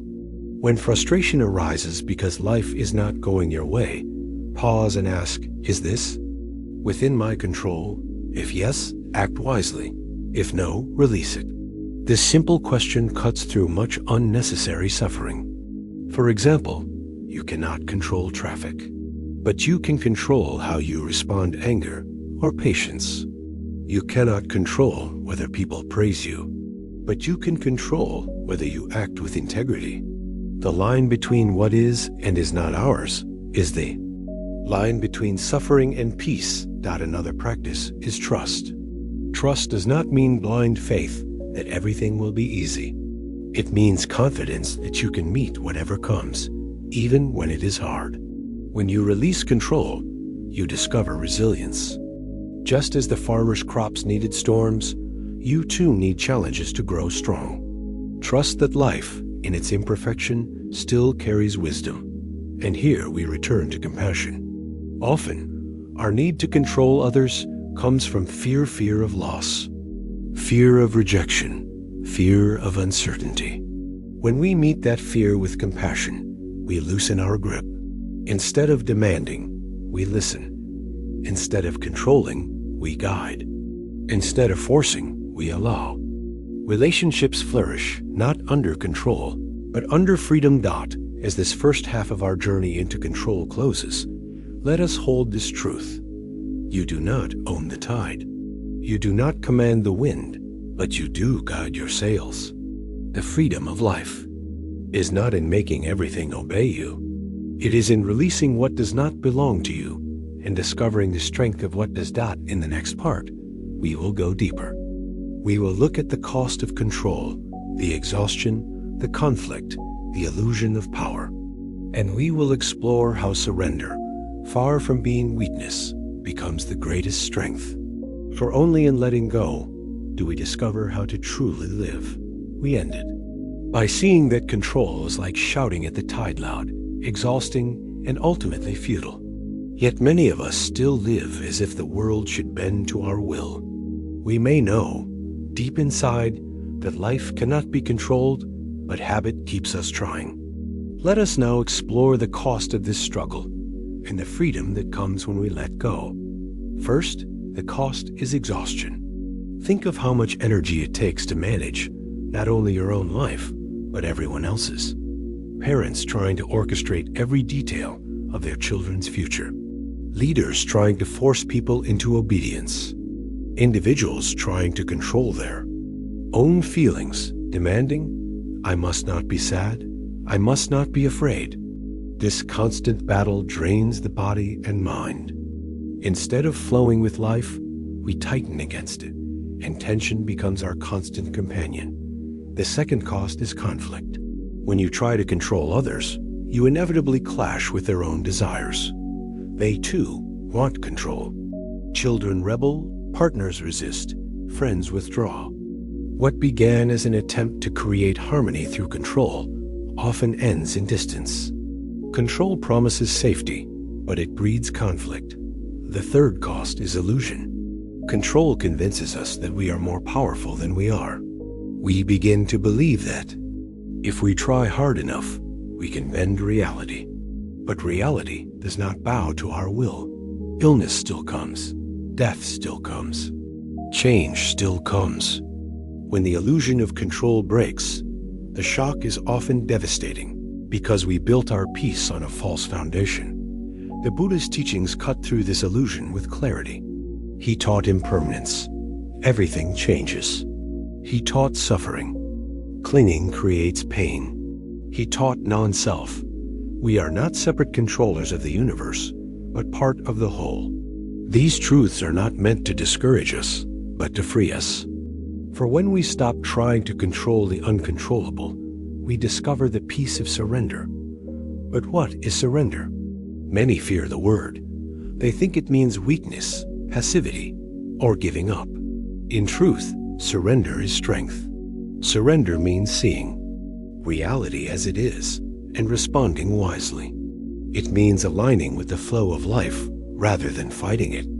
It means knowing what belongs to us and what does not, and choosing to release the rest. Let us use an image. A man falls into a river. If he thrashes and struggles, he exhausts himself and may drown.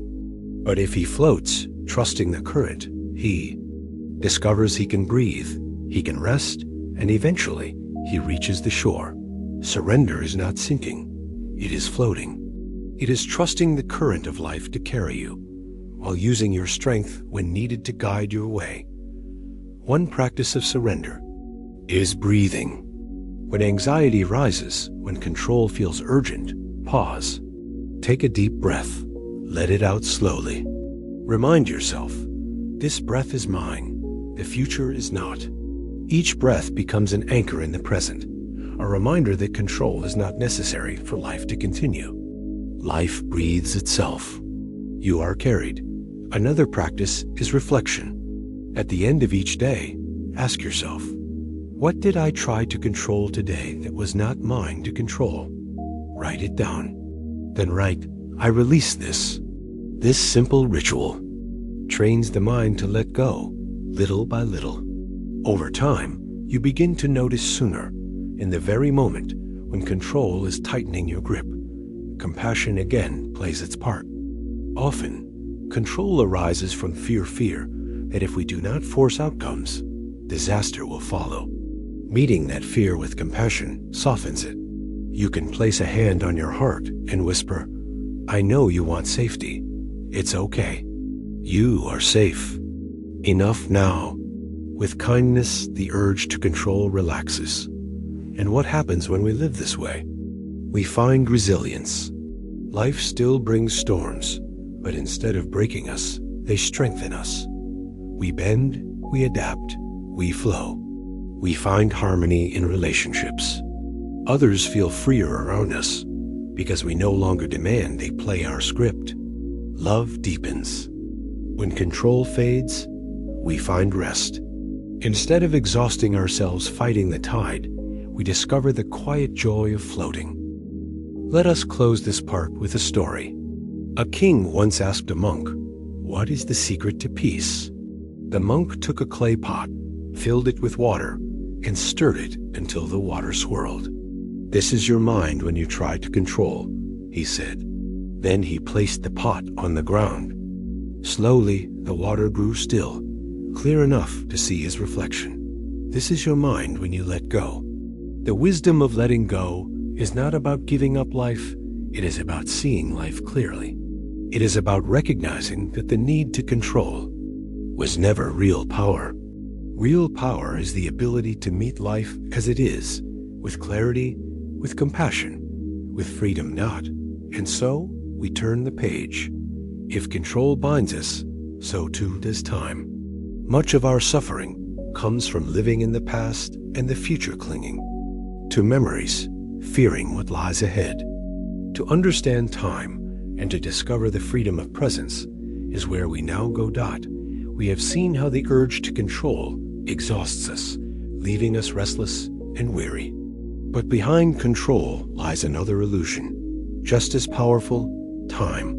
More than money, more than possessions, more than status, time is the currency we value most. We count it, we chase it, we fear losing it. Yet in our obsession with time, we often become its prisoners, trapped in the past we cannot change and the future we cannot know. Think about how much of your life is lived outside the present. You replay old mistakes, wondering, what if I had done differently? You relive painful words, as if by remembering them, you can undo them. Or you jump forward, planning and worrying. What if I fail tomorrow? What if tragedy strikes next year? The body sits here, but the mind wanders endlessly back and forth. The result is suffering, not because of time itself, but because of the way we cling to it. The Buddha taught that life is only ever lived in the present moment. The past is memory. The future is imagination. Neither can be touched, tasted, or breathed.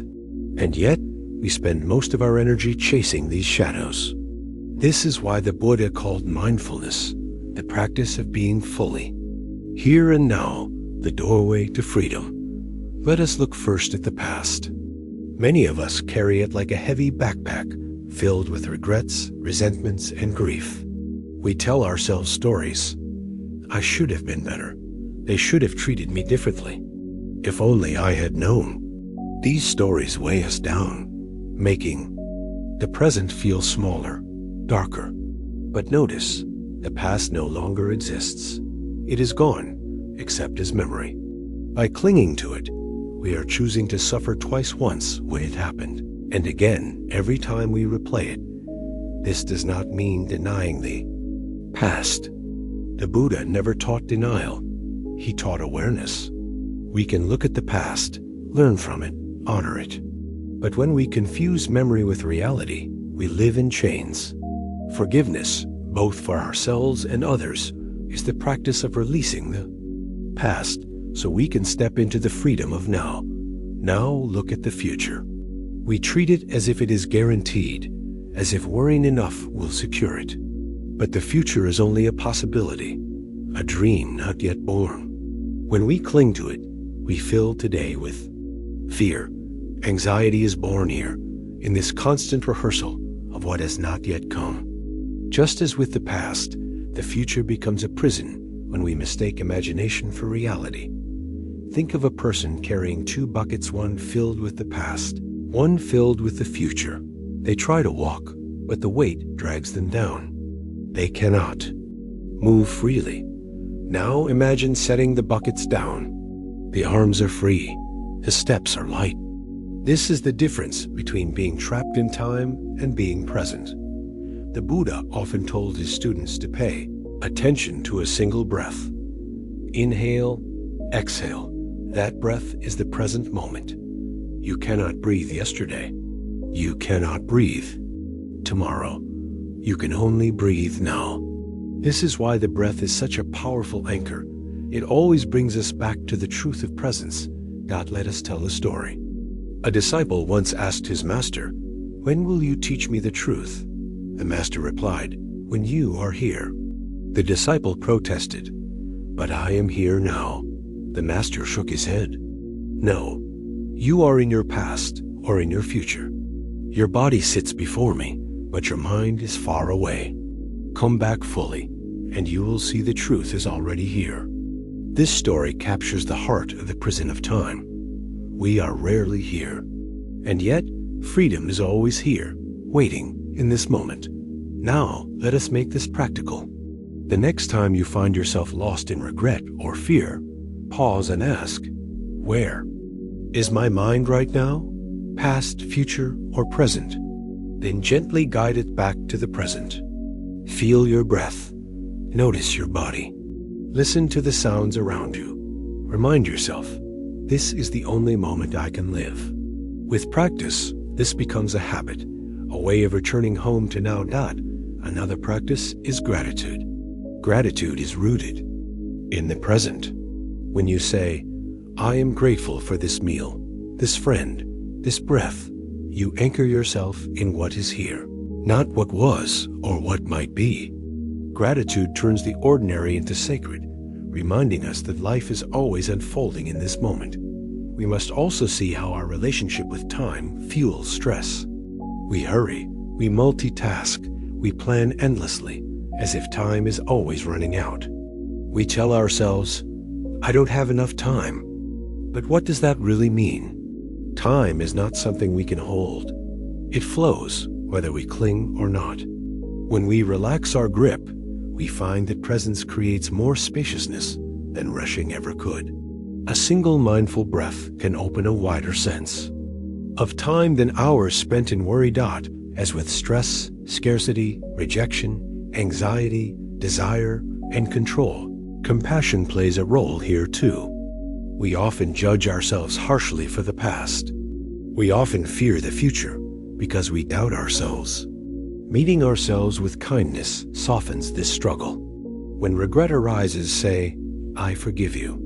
When fear arises, say, I will care for you. This kindness anchors us in presence because compassion can only exist here and now. As this first half of our exploration of time closes, let us hold this truth. The past is gone, the future is unborn, and the present is the only doorway to peace. To live fully is not to erase memory or ignore planning, but to stop confusing them with life itself. Life is here, freedom is here. And in the next part, we will go deeper into how we can release regret, face uncertainty, and discover the timeless peace that the Buddha called nirvana. We ended by seeing that the present moment is the only doorway to peace. Yet for most of us, the weight of the past and the fear of the future are not easy to release. They feel real, heavy, inescapable. Let us now look more deeply at how to free ourselves from this prison of time. The first key is forgiveness. Many of us are chained to the past because we have not forgiven ourselves or others. We replay mistakes, betrayals, failures, as if repeating them will rewrite them. But the past cannot be rewritten. It can only be released. Forgiveness is not saying the harm was acceptable. Forgiveness is saying, I will no longer carry this pain. It is choosing to set down the backpack of resentment so that the present can be lighter. The Buddha often spoke of forgiveness not as a gift to the other, but as a gift to yourself. To forgive is to be free. The second key is trust in uncertainty. Fear of the future arises because we believe that only by knowing and controlling it can we be safe. But the future is never known. It is always uncertain. Instead of resisting, what if we embraced uncertainty as the very fabric of life? Think of walking through a forest at night with a lantern. The light shows only a few steps ahead. You cannot see the whole path, but you keep walking, and the way unfolds. Life is like that lantern. The present gives us enough light for this step. The future will reveal itself when it becomes the present. Trusting this truth dissolves much of our anxiety. The third key is awareness of timelessness. Beneath past, present, and future lies awareness itself, which is not bound by time. The Buddha pointed to nirvana not as a future place, but as the timeless reality always available here and now. When you rest deeply in awareness, you touch a peace that is not touched by change, not touched by memory, not touched by anticipation. This is why meditation often feels spacious, because for a moment, the grip of time loosens, and you taste the freedom that was always here. Let us tell the story. A monk once asked his teacher, "What is nirvana?" The teacher pointed to the sky and said, "Look." The monk saw clouds drifting, forming and dissolving. The teacher said, "Thoughts of past and future are like these clouds. Nirvana is the open sky. It was never born. It never dies. It is always here. Stop clinging to the clouds and you will see the sky." This story reminds us that presence is not something we create, it is something we uncover. The sky was always there, waiting. Awareness is the same. Now, let us return to practice. The next time you feel trapped by regret, pause and place a hand on your heart. Whisper to yourself, that moment is gone. I am here now. Feel the weight. Lift, even if just a little. When fear of the future arises, take a breath and say, the future is not yet here. I will meet it when it comes. These simple phrases bring you back to presence, reminding you that life unfolds one moment at a time. Another practice is mindful pauses throughout the day. Before eating, pause. Before answering the phone, pause. Before stepping out the door, pause. In each pause, take a breath and return to now. These pauses break the trance of rushing, the illusion that life is always elsewhere. They remind you that life is only ever here. Over time, these small practices create a deep shift. You begin to notice how often the mind runs into time, and you gently guide it back. You begin to feel lighter, because the past no longer chains you, and the future no longer chases you. You begin to touch a timeless peace that is always available, waiting patiently in the stillness of now. And so, we bring this part to a close. Time is not the enemy, but when we mistake memory and imagination for reality, we suffer. The prison of past and future dissolves the moment we return to presence. Forgiveness releases the past. Trust embraces the future. Awareness reveals the timeless truth beneath both. This is freedom. As we step forward, let us carry this truth. We cannot change the past. We cannot control the future, but we can live fully in the present. And in the present, there is always enough. With this understanding, we are ready to face another great struggle of the human art: death. For if time reveals impermanence, death brings it into sharp focus. To face death not as an enemy, but as a teacher is the next step of our journey. We have explored stress, scarcity, rejection, anxiety, desire, identity, control, and time. Each one has shown us that suffering comes from clinging to what cannot last. And now we arrive at the deepest truth of impermanence: death. For many, nothing evokes fear more than this mystery. To speak of death is to touch the edge of our greatest anxiety, the fear of the unknown, the fear of losing everything we cling to, including life itself. From childhood, we learn to avoid this topic. We speak of death in whispers. We push it to the shadows. We distract ourselves with busyness. Yet no amount of denial can erase the truth. Death comes for all of us. No title, no wealth, no achievement, no love can prevent it. The Buddha named death as one of the great certainties of life, and he urged his students not to look away, but to look deeply, because in facing death, we learn how to truly live. Think of the fear that arises when you imagine your own death. Is it the fear of pain, of nothingness, of separation from loved ones? Each fear is real, but each is also a reflection of clinging. We cling to the body, fearing its end. We cling to identity, fearing it will dissolve.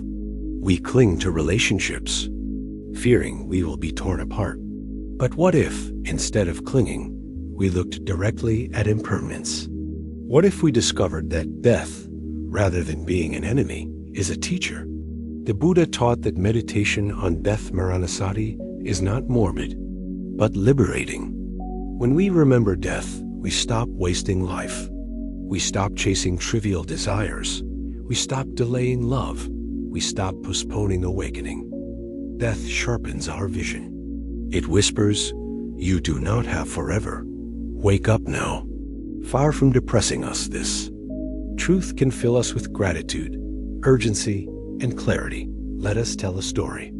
A queen once asked the Buddha, "How can I protect my son from death?" The Buddha replied, "Go into the city and bring me a mustard seed from a house untouched by death. She searched every home, but in each she found grief. A mother lost, a father buried, a child mourned. Finally, she returned weeping. The Buddha said gently, "You see now that death touches every house. No one escapes. But when we accept this truth, compassion awakens, for we see our shared humanity." This story reminds us, death is universal. To fear it as if it were a personal punishment is to misunderstand life itself. When we see death as natural, inevitable, shared, it loses some of its terror. Still, many ask, what happens after death? Different traditions give different answers. Heaven, rebirth, nothingness, mystery. The Buddha did not offer easy promises. Instead, he invited us to examine the nature of life itself. Everything we call me is changing from moment to moment. The body ages, thoughts come and go, feelings rise and fade. If we look closely, we see that death is happening all the time.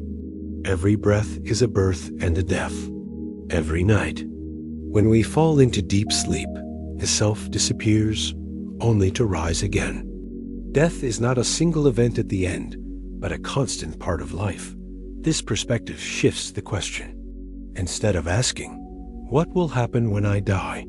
We begin to ask, what is happening right now in this living and dying moment?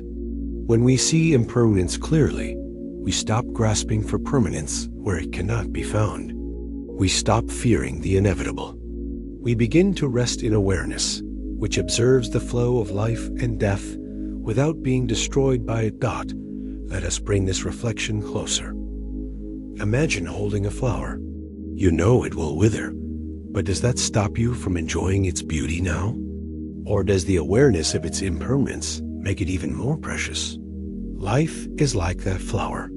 Its brevity is not a curse, it is what makes it sacred. If we lived forever, we might never treasure a single moment. Death gives value to life. Now, let us make this practical. One practice is to reflect each morning. One day I will die. But not today. Today is a gift. This reminder clears away trivial worries. A harsh comment, a minor setback, a small inconvenience. Why waste time clinging to them when life is so brief? Each day becomes an opportunity to live fully, love deeply, and awaken now. Another practice is to sit quietly and imagine your last breath. At first, fear may arise. Stay with it. Notice the thoughts. I will lose everything. Then gently ask, what is it that dies? The body, yes. The roles, yes. But awareness, does it die? Or does it simply return to the vastness from which it came? This inquiry does not give final answers, but it softens fear, because it shows. That death is not the end of awareness. It is the end of clinging. The Buddha also spoke of preparing for death by living with integrity. When we live with compassion, honesty, and mindfulness, death loses its sting because we do not fear unfinished business. We do not fear regrets. To live well is to die peacefully. The greatest preparation for death is not rituals or belief, is a life lived in presence and kindness. As with every struggle we have explored, compassion is central here too. When we face our own death with compassion, we stop judging ourselves for being afraid. When we face the death of others with compassion, we grieve, but we also connect more deeply. We see that loss is universal, and we walk together in tenderness. Death, when met with compassion, becomes not the end of love, but the widening of it. As this first half of our journey into death closes, let us carry this truth. Death is not the opposite of life, it is the companion of life. To deny it, it is to deny half of existence. To accept it is to live fully, awake, and free.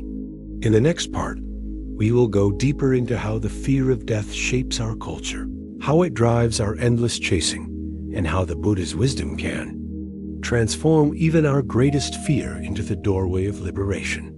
We ended with the truth that death is not the opposite of life, but its companion.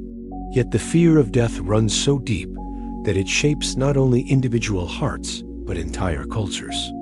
Much of what we chase, much of what we avoid, much of how societies are built, is rooted in the refusal to face impermanence.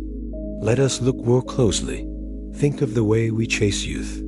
Whole industries exist to deny aging. Cosmetics, surgeries, endless products promising to erase wrinkles or restore vitality.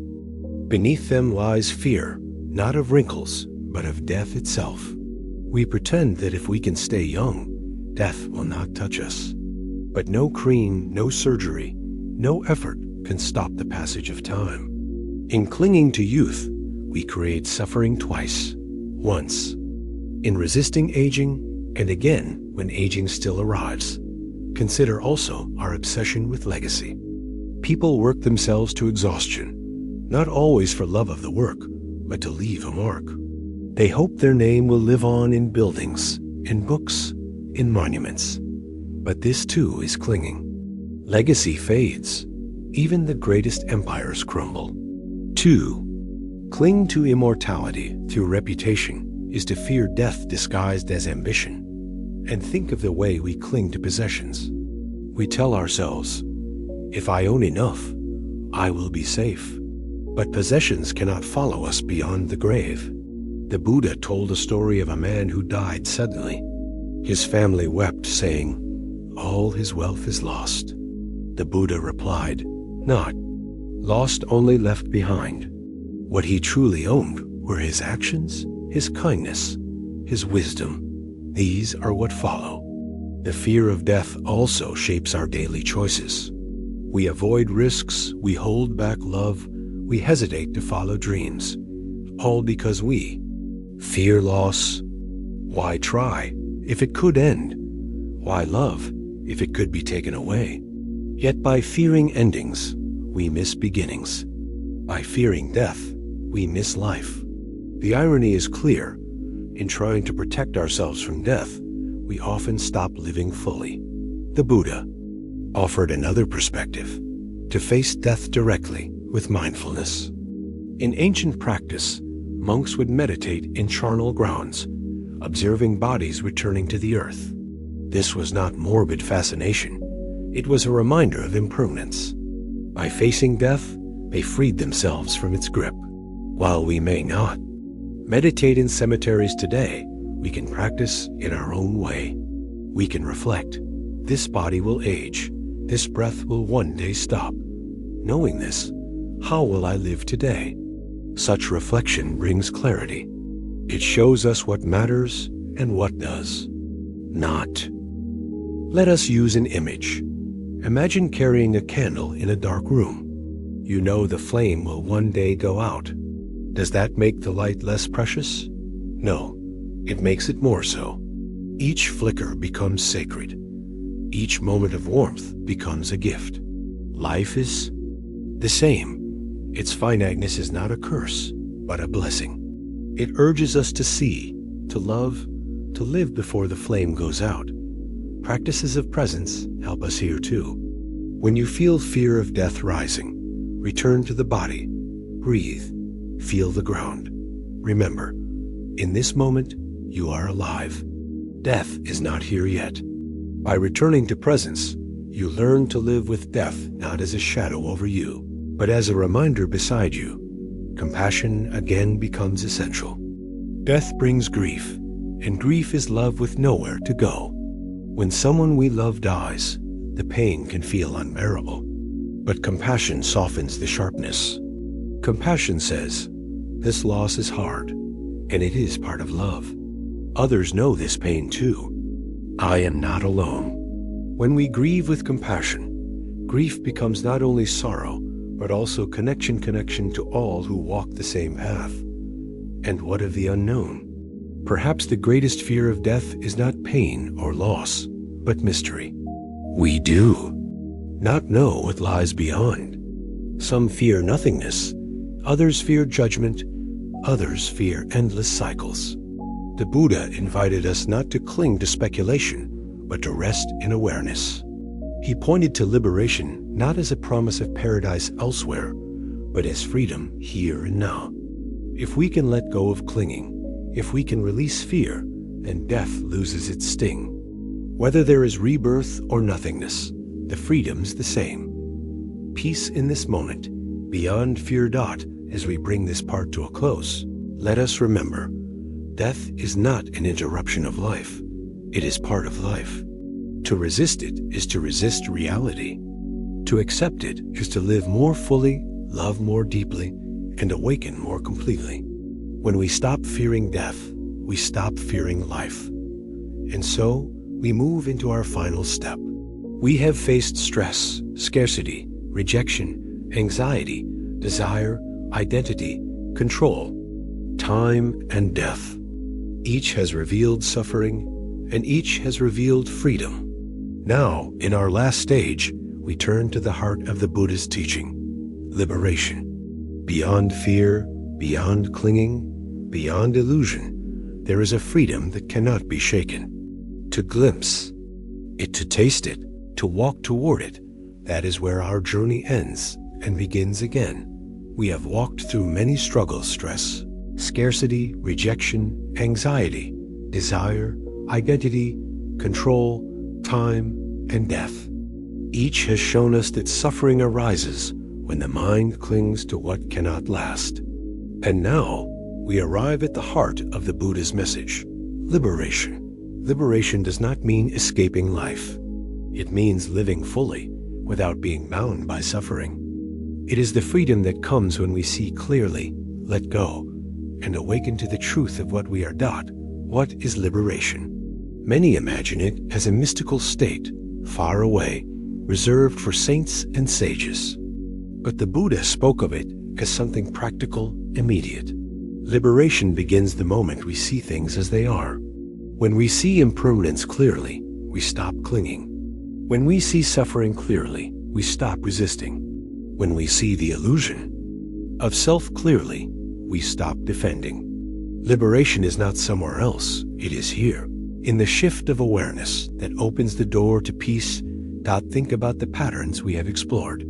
Stress comes from grasping at control. Scarcity comes from craving more. Rejection comes from clinging to identity. Anxiety comes from living in the future. Desire comes from chasing satisfaction outside. Control comes from fighting impermanence. Time imprisons us in memory and imagination. Death terrifies us because we cling to life as permanent. Liberation is the thread that runs through them all. It says, let go, not with despair, but with clarity. Not to lose life, but to discover it fully. The Buddha described the path to liberation in simple steps, the Four Noble Truths. First, suffering exists. We have seen this in every part of our journey. Second, suffering has a cause: clinging, craving, ignorance. Third, suffering can end. Fourth, the path leads there, the Noble Eightfold Path of right view, right intention, right speech, right action, right livelihood, right effort, right mindfulness, and right concentration. These are not rules to follow blindly. They are steps to freedom, a guide to living with wisdom and compassion. Let us use a story. A man was shot with a poisoned arrow. Instead of asking, "Who shot me? From what angle? With what wood?" he pulled out the arrow to save his life. In the same way, the Buddha said, do not waste time in endless speculation. Look directly at suffering. See the arrow of craving, of clinging, of illusion. Pull it out. That is liberation. Liberation is not about leaving the world behind. The Buddha lived among people teaching, listening, walking village to village. Liberation is about living in the world without being enslaved by it. You can have relationships, work, responsibilities, joys. But when awareness is awake, you carry them lightly. You love without clinging. You act without attachment to outcome. You live without fear of loss. This is freedom in daily life. You make this practical. The next time suffering arises, pause and ask, what am I clinging to right now? Maybe it is a desire for approval, a fear of change, a demand for control. See it clearly, then ask, what happens if I let this go? Sometimes the grip loosens instantly. Other times it softens slowly. But every moment of letting go is a taste of liberation. Another practice is compassion. Liberation is not only personal, it is collective. The Buddha taught that we awaken together. When you free yourself from anger, you free those around you from its fire. When you live with kindness, you create peace that ripples outward. Liberation is not about leaving others behind. It is about walking together toward freedom. Meditation again becomes central. In meditation, you see the mind create suffering in real time. You see desire rise, you see fear arise, you see identity arise, and you see them pass. This seeing is liberation. You realize you are not bound to every thought, not trapped in every emotion. You are the awareness in which they come and go. This recognition grows into wisdom, and wisdom grows into freedom. But perhaps the most important part is hope. Many hear the word liberation and feel distant from it, as if it were unreachable.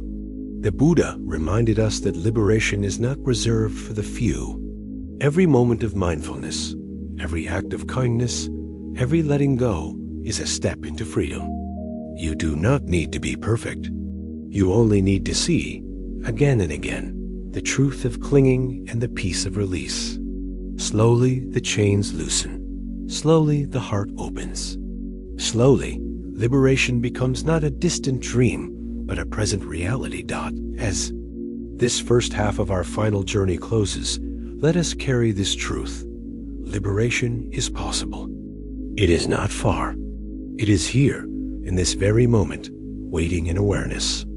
In the next part, we will go deeper into how liberation transforms not only individuals, but the world, and into how we can walk this path of freedom together, step by step, breath by breath. We ended by seeing that liberation is not far away, but present in each moment of letting go. Now, let us look at how this liberation transforms not only the individual, but the entire fabric of life. When one person awakens, it is not only their own suffering that lightens. Everyone they touch feels it. Think of a family where one member learns to let go of anger. The home becomes calmer. Or a workplace where one person practices compassion. The atmosphere softens. Or a community where one person chooses kindness over division. The ripple spreads. Liberation is contagious. Freedom is not only a personal gift, but a shared blessing. This is why the Buddha spoke not just of personal awakening, but of the Sangha, the community of practice. Alone, we forget. Together, we remind each other. Alone, we may lose courage. Together, we find strength. Liberation grows in relationship, in shared practice, in collective compassion. To walk this path is to walk not only for yourself, but for the whole world. Let us consider what a liberated life looks like in practice. It does not mean you never feel pain. The body still aches, losses still come, grief still visits. But the pain does not bind you, because you no longer add the weight of clinging. A liberated person feels sadness without drowning in it, feels joy without clinging to it, feels love without turning it into possession. Life becomes lighter, more fluid, more open. Liberation also reshapes how we see others. When the illusion of self loosens, we stop dividing the world into me and them. We see interconnection clearly. The food we eat depends on farmers, rain, soil, sun. The clothes we wear depend on countless hands across the globe. Even our breath depends on the trees. In liberation, this interdependence is no longer an idea, but a lived reality. Compassion flows naturally because we see that caring for others is caring for ourselves. Another fruit of liberation is fearlessness. When you no longer cling to control, to time, to identity, even to life itself, what can frighten you? Death loses its power. Change loses its sting. Criticism loses its grip. You walk through the world not with arrogance, but with gentle confidence, knowing that nothing can truly diminish you. This fearlessness allows you to live fully, to love deeply, to act boldly for what is good thought, and yet liberation is not the end of life's responsibilities. You still cook meals, pay bills, face challenges. The difference is that you do them with presence instead of resistance, with love instead of fear. Each act, no matter how small, becomes part of the path. Washing dishes is meditation. Listening to a friend is compassion. Walking down the street is mindfulness. Liberation is not escape it, is embodiment. Let us use one final story. A disciple asked his master, "What is enlightenment?" The master replied, "Chop wood, carry water." The disciple said, "But I already do that." The master smiled. "Yes, but before enlightenment, you chop wood and carry water with resistance, with distraction, with clinging. After enlightenment, you chop wood and carry water with presence, with freedom, with joy." This story reminds us that liberation is not about leaving ordinary life. It is about transforming it. The same tasks, the same relationships, the same world seen with new eyes. Eyes that see clearly, a heart that lets go, a mind that is free. So, how do we walk this path in our own lives? Step by step, breath by breath. We begin with mindfulness, paying attention to this moment, to this breath. We cultivate compassion for ourselves, for others, for all beings. We practice letting go of clinging, of control, of illusions. We return again and again to awareness, the ground of liberation. And in doing so, we discover that freedom is not a distant goal, but a present reality, unfolding here and now. As this final part closes, let us hold the vision of liberation, not as an abstract idea, but as a living possibility. Each of us can taste it. Each of us can live it. Each of us can share it. The path is open, the door is here, the invitation is waiting. And so, our journey draws to its end. We have traveled through the struggles of modern life: stress, scarcity, rejection, anxiety, desire, identity, control, time, and death, and we have seen how the Buddha's wisdom offers a way through them all. The way is not to escape life, but to meet it fully, with awareness, compassion, and freedom. Liberation is not elsewhere. Liberation is here. Liberation is now. We have traveled far together. From the weight of stress to the grip of scarcity. From the sting of rejection to the spiral of anxiety. From the thirst of desire to the illusion of identity. From the struggle for control to the prison of time. From the shadow of death to the light of liberation. Each step has shown us a truth. Suffering is real, but it is not the end of the story. Buddha's teaching is simple, yet profound. Suffering arises when we cling. Freedom arises when we let go. This does not mean abandoning life. It means embracing life without chains. It means meeting each moment with awareness, compassion, and trust. Think back on what we have uncovered. Stress can be met with presence. Scarcity can be softened with generosity. Rejection can open the door to compassion. Anxiety can be calmed by grounding in now. Desire can be seen clearly and released. Identity can be worn lightly, like clothes, instead of armor. Control can give way to surrender. Time can dissolve into presence. Death can become a teacher, not an enemy. And through it all, liberation shines the quiet truth that freedom is always here, waiting in awareness. This journey is not about perfection. It is about practice. You do not need to conquer all suffering at once. You only need to see, in this moment, what is here. You only need to take one breath with mindfulness, one act with compassion, one step with presence. That is enough. And with each breath, act, and step, the chains loosen. Remember, you are not alone. Every person you meet carries their own struggles. Every being longs for peace. When you walk this path, you walk not just for yourself, but for the whole world. Your presence, your kindness, your freedom ripples outward, touching lives in ways you may never see dot, and so let this be your invitation. Do not wait for tomorrow is never promised. Begin now. Breathe now. Love now. Let go now. This is the path. This is the freedom. This is the life that is waiting for you here, in this very moment.